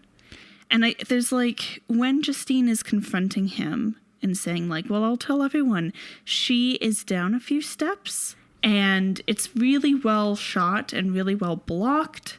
And she tries to come up a few steps and Victor, like, pushes her back down. There's some really interesting things going on there with the way that Peter Cushing and that actress are interacting together. It's really well done. Peter Cushing is really good. Yes. It is weird to see him making out with Justine because, like, while he's younger, it's still really hard not to see General Tarkin. So it's just, like, a little odd, but that's just me. He does a really good job acting. You know what's funny about that is, for a lot of people, seeing Cushing in this movie is sometimes a little weird, but it's not because of Tarkin. It's because after this movie, Hammer did the most natural thing in the world, which is they made a Dracula. And in Dracula, Christopher Lee, of course, plays Dracula. So Peter Cushing plays Van Helsing. And both of these movies turned into big series, long-running series. And Cushing played Van Helsing over and over again. He played Sherlock Holmes a bunch of times. And a lot of British audiences became more used to seeing him as a good guy. than a bad guy. Yeah. And that makes Frankenstein kind of a weird outlier for him until you get to Tarkin, who obviously is a major villain. But yeah, he's really good in this. I think Christopher Lee is really good. He's doing some really interesting physical acting. Yes. And the makeup is, I'll call it a good college try. I think they do a really good job. I think the concepts were really good. The makeup ends at his neck, and you can see that it does. Yeah. So it's just like a little bit, I think, probably a limitation of their budget. But I think they did a pretty good job because it very much resembles the kind of zombies that you see in the Romero Mall zombie movie. Dawn of the Dead. And then, of course, Day of the Dead, as I've already pointed out. Those movies came out in like the late 60s, early 70s-ish. So it's really interesting to me that like they're using that kind of makeup now for a corpse, and it's going to be used later on. The thing about it is like his face has texture. Yeah. Right? They haven't just like put like a pale foundation on him, which I think is all that we've really gotten a lot of the times for like undead characters before now. The focus on Victor here does mean that like I think the monster gets a little bit of the short end of the stick. I agree with you that Lee does some very good physical acting, especially with like portraying how the creature like moves and walks and like how kind of jerky it is. But this is not the showcase to turn him into a star the way that the role was for Karloff. Yeah, but as we've pointed out, the movie isn't concerned about the creature. The movie's concerned about Frankenstein. And it's a Victor Frankenstein who's like almost completely different from like Shelley's Frankenstein or Colin Clive's Frankenstein, but he feels totally realized, like completely believable and consistent. He feels like, yeah, this makes sense, you know? It's definitely... Okay, here's the thing. This is Victor Frankenstein from the novel if he didn't get grossed out by the look of the creature at the end. Right. It's such a key difference that when the creature's appearance is revealed, in this movie, it's Paul who gets grossed out by the creature's appearance, who goes like, oh, it's hideous, it must be evil, and like suggests like getting rid of it. Oh yeah, they have a whole thing of like, well, because I'll be putting in a good brain, his appearance will heal to be good. Yeah, like Victor doesn't give a shit that the creature's ugly. He's like, yeah, the scars will heal, he won't look all grimacy and evil once he has a nice brain in him. Weirdly enough, this Victor Frankenstein might be the least sympathetic between this Shelley and Colin Clive. He's definitely the biggest asshole. But he's maybe the best parent of the three, because Shelley's Victor Frankenstein is like, you're ugly, I'm leaving. Colin Clive's Frankenstein is like, parenting's hard, I need a nap. And this Victor Frankenstein is like, no, I'm going to keep trying. It's not my fault. Like, Paul, it's your fault that his brain is broken, but I'm going to keep trying. I disagree. I think Colin Clive's method of parenting is admirable, a good college try, as it were. And, you know, he's just blind to the fact that the monster's getting fucking abused. Right. So he's, like, negligent a bit, but he's not...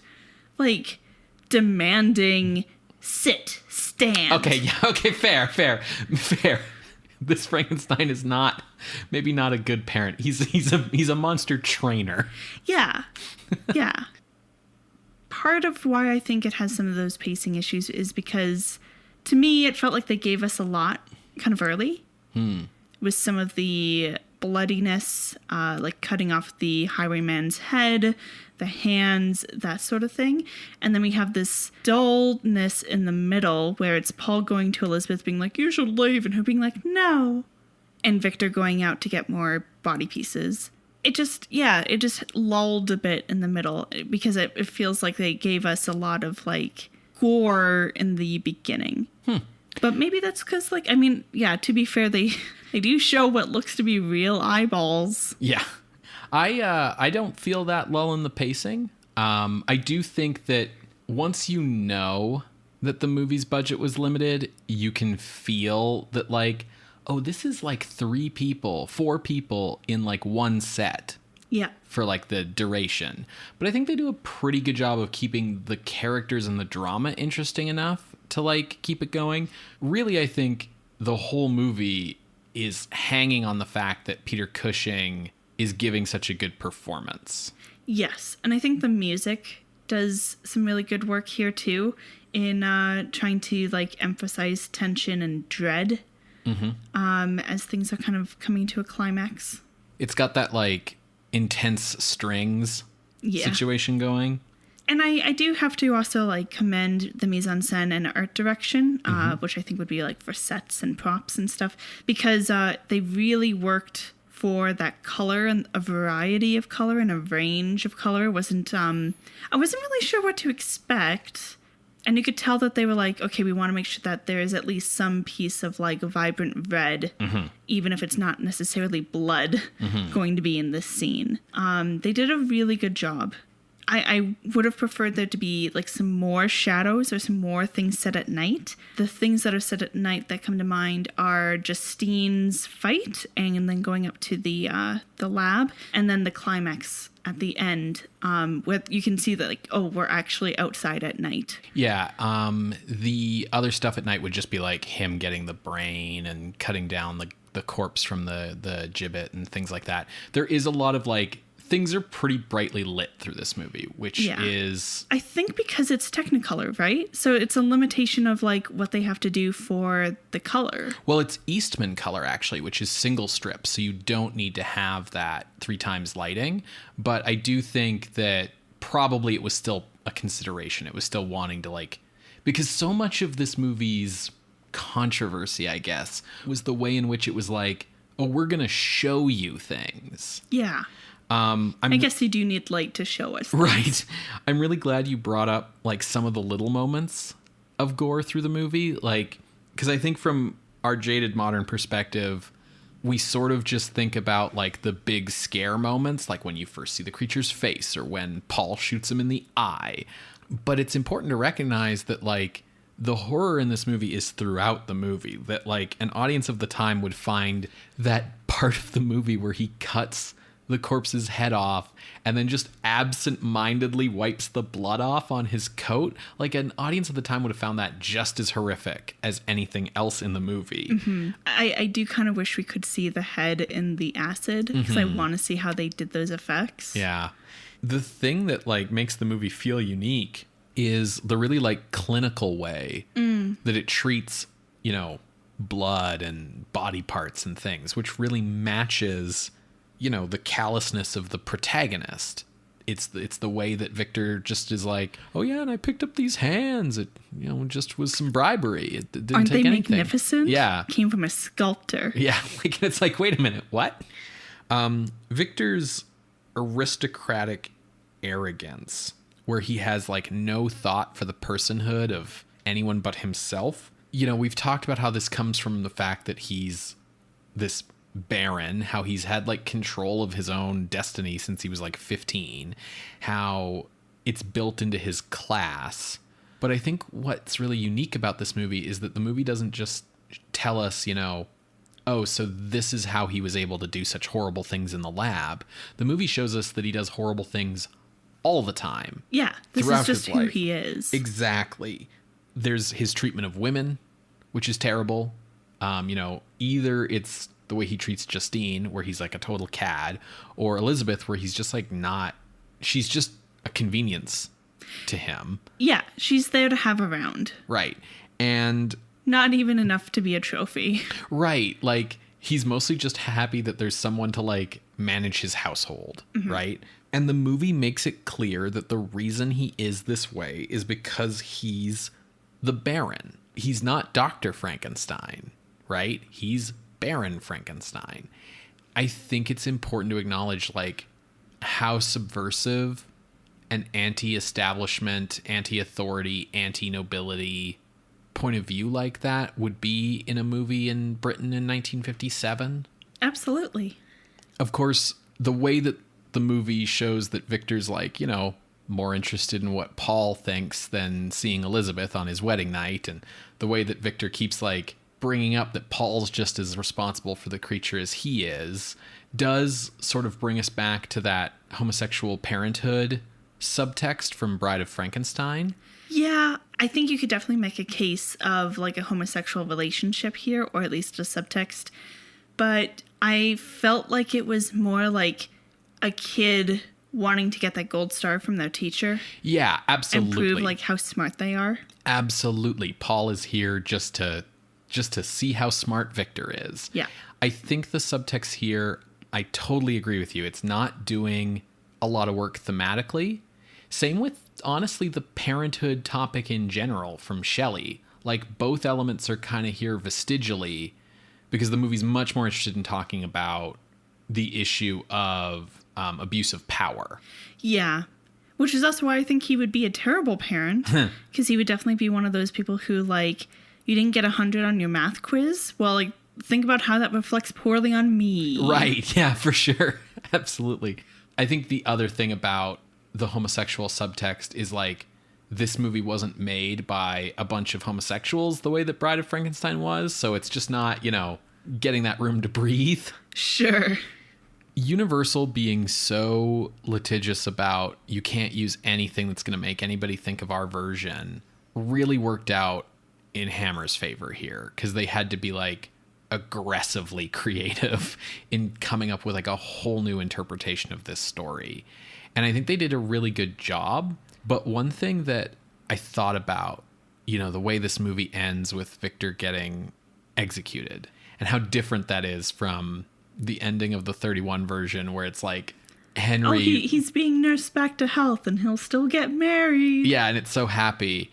It reminded me of the fact that the 1931 version was supposed to end with Henry dying in the windmill. Yeah, but they thought it was too much. And it was supposed to end with his friend Victor Clerval ending up with Elizabeth.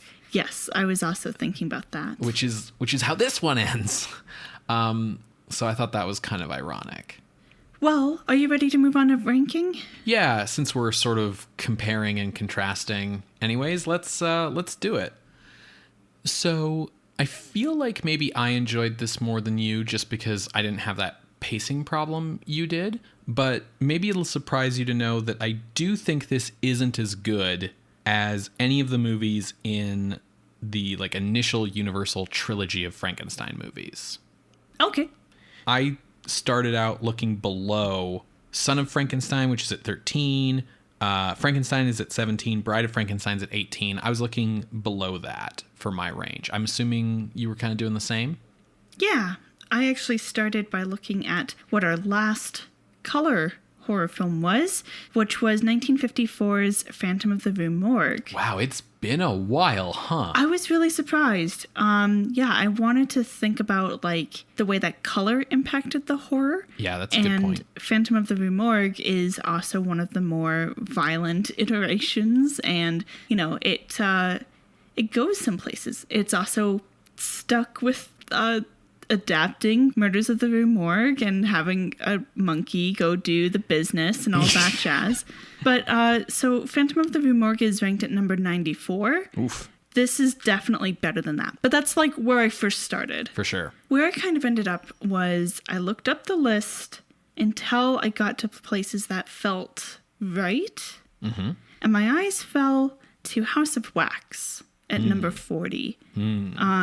Also a color film, also like gimmicky with 3D coming right at you. Pretty into the gore and stuff, especially for its time, 1953. And I was like, okay, this feels like a really good comparable spot. Right above that is White Reindeer, which I think is really heckin' good, and I think is better than The Curse of Frankenstein, because even with like long periods of like no dialogue, White Reindeer holds my attention the entire way through. Whereas The Curse of Frankenstein is good. It's good. This is like top 50s of the list. But I did find myself going like, great, here's Paul again to go to Elizabeth. So I felt my ceiling worked with House of Wax. And then looking down from there, I stopped around The Black Sleep at number 47, which was that Universal callback. Right. Yeah. 1956. And I feel like The Curse of Frankenstein should go above that because they're doing something new. Yes. With the same kind of starting material. Yeah, I think so as well. Yeah. So my range is 40 to 47. Okay. Your range is nearly 20 films below mine.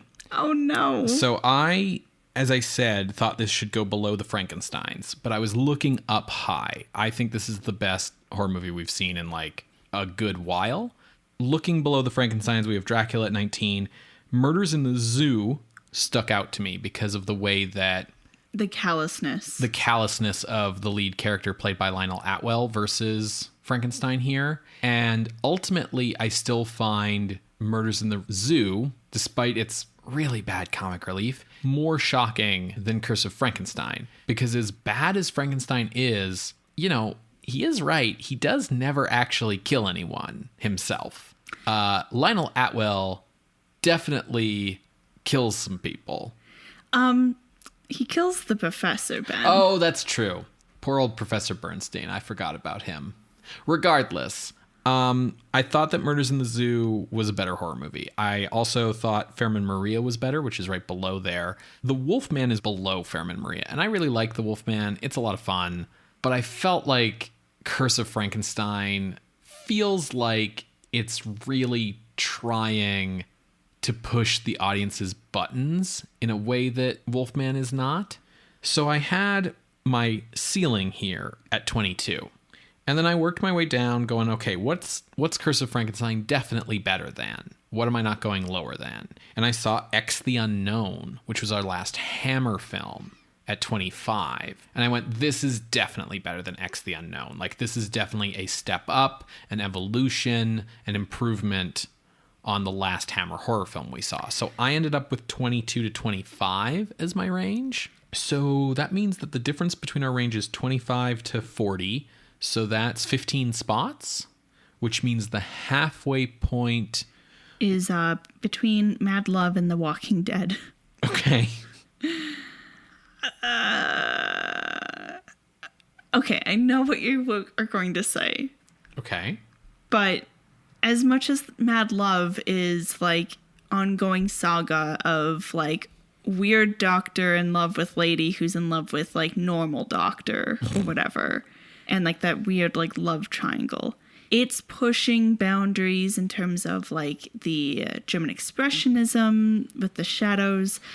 Peter Lorre's performance is really heckin' good. Colin Clive at a bad point in his life here.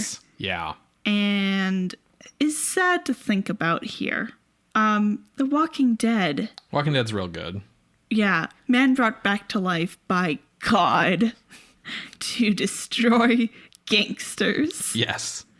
By the Lord himself. I think these are better, Ben. I don't agree.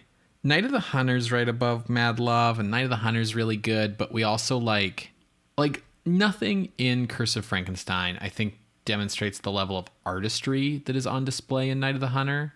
But I also feel like Curse of Frankenstein had like a much clearer idea of like what it was trying to do than Night of the Hunter, which sometimes feels like a little all over the place. It's got first movie issues where it's like, because it is a first movie. Yeah, where it's like, I'm going to just kind of throw a little bit of everything I'm interested in here. So it's really hard for me to compare those two.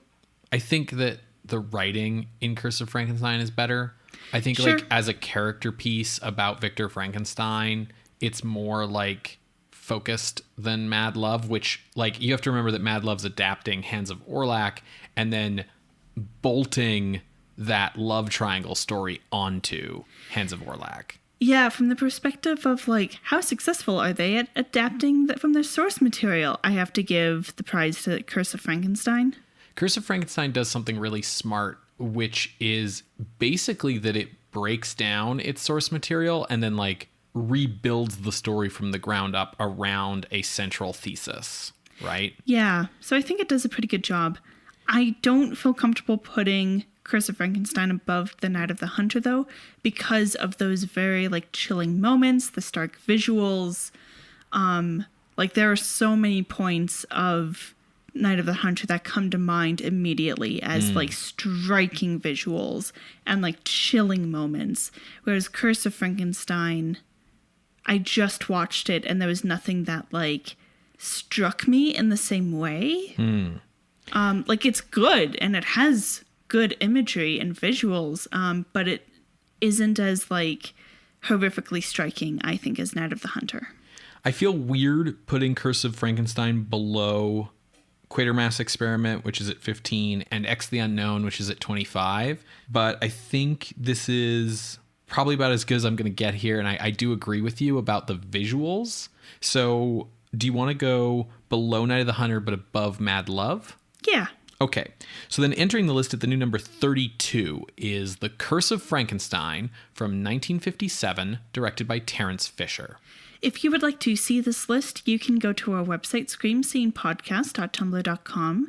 There you can find links to the many episodes we've mentioned today, as well as our appeals box. If you would like to contest this or any other ranking, you can drop us a line through our Ask Box on Tumblr. You can reach out over email at screamscenepodcast@gmail.com or over Twitter @_screamscene. Scream Scene updates every Wednesday on SoundCloud, Spotify, Apple Podcasts, Google Podcasts, and wherever you want to listen to it by subscribing to our RSS feed. If you'd like to help the show out, you can leave us a rating or a review. Tell a friend about the show online, in person, spread the word. And if you'd like to give us some financial support, you can do so by heading to patreon.com/screamscenepodcast, where you can become a patron of the show for as little as $1 a month and gain bonus content at the $5 and $10 levels, like cut audio from past shows or reviews of quirky Czech puppet movies. And thanks to our supporters on Patreon, we are now doing monthly horror adjacent movie reviews, starting with Abbott and Costello Meet Frankenstein, which just went up. And those are going to come out on the last Saturday of every month, so long as we stay above $150 in support on Patreon.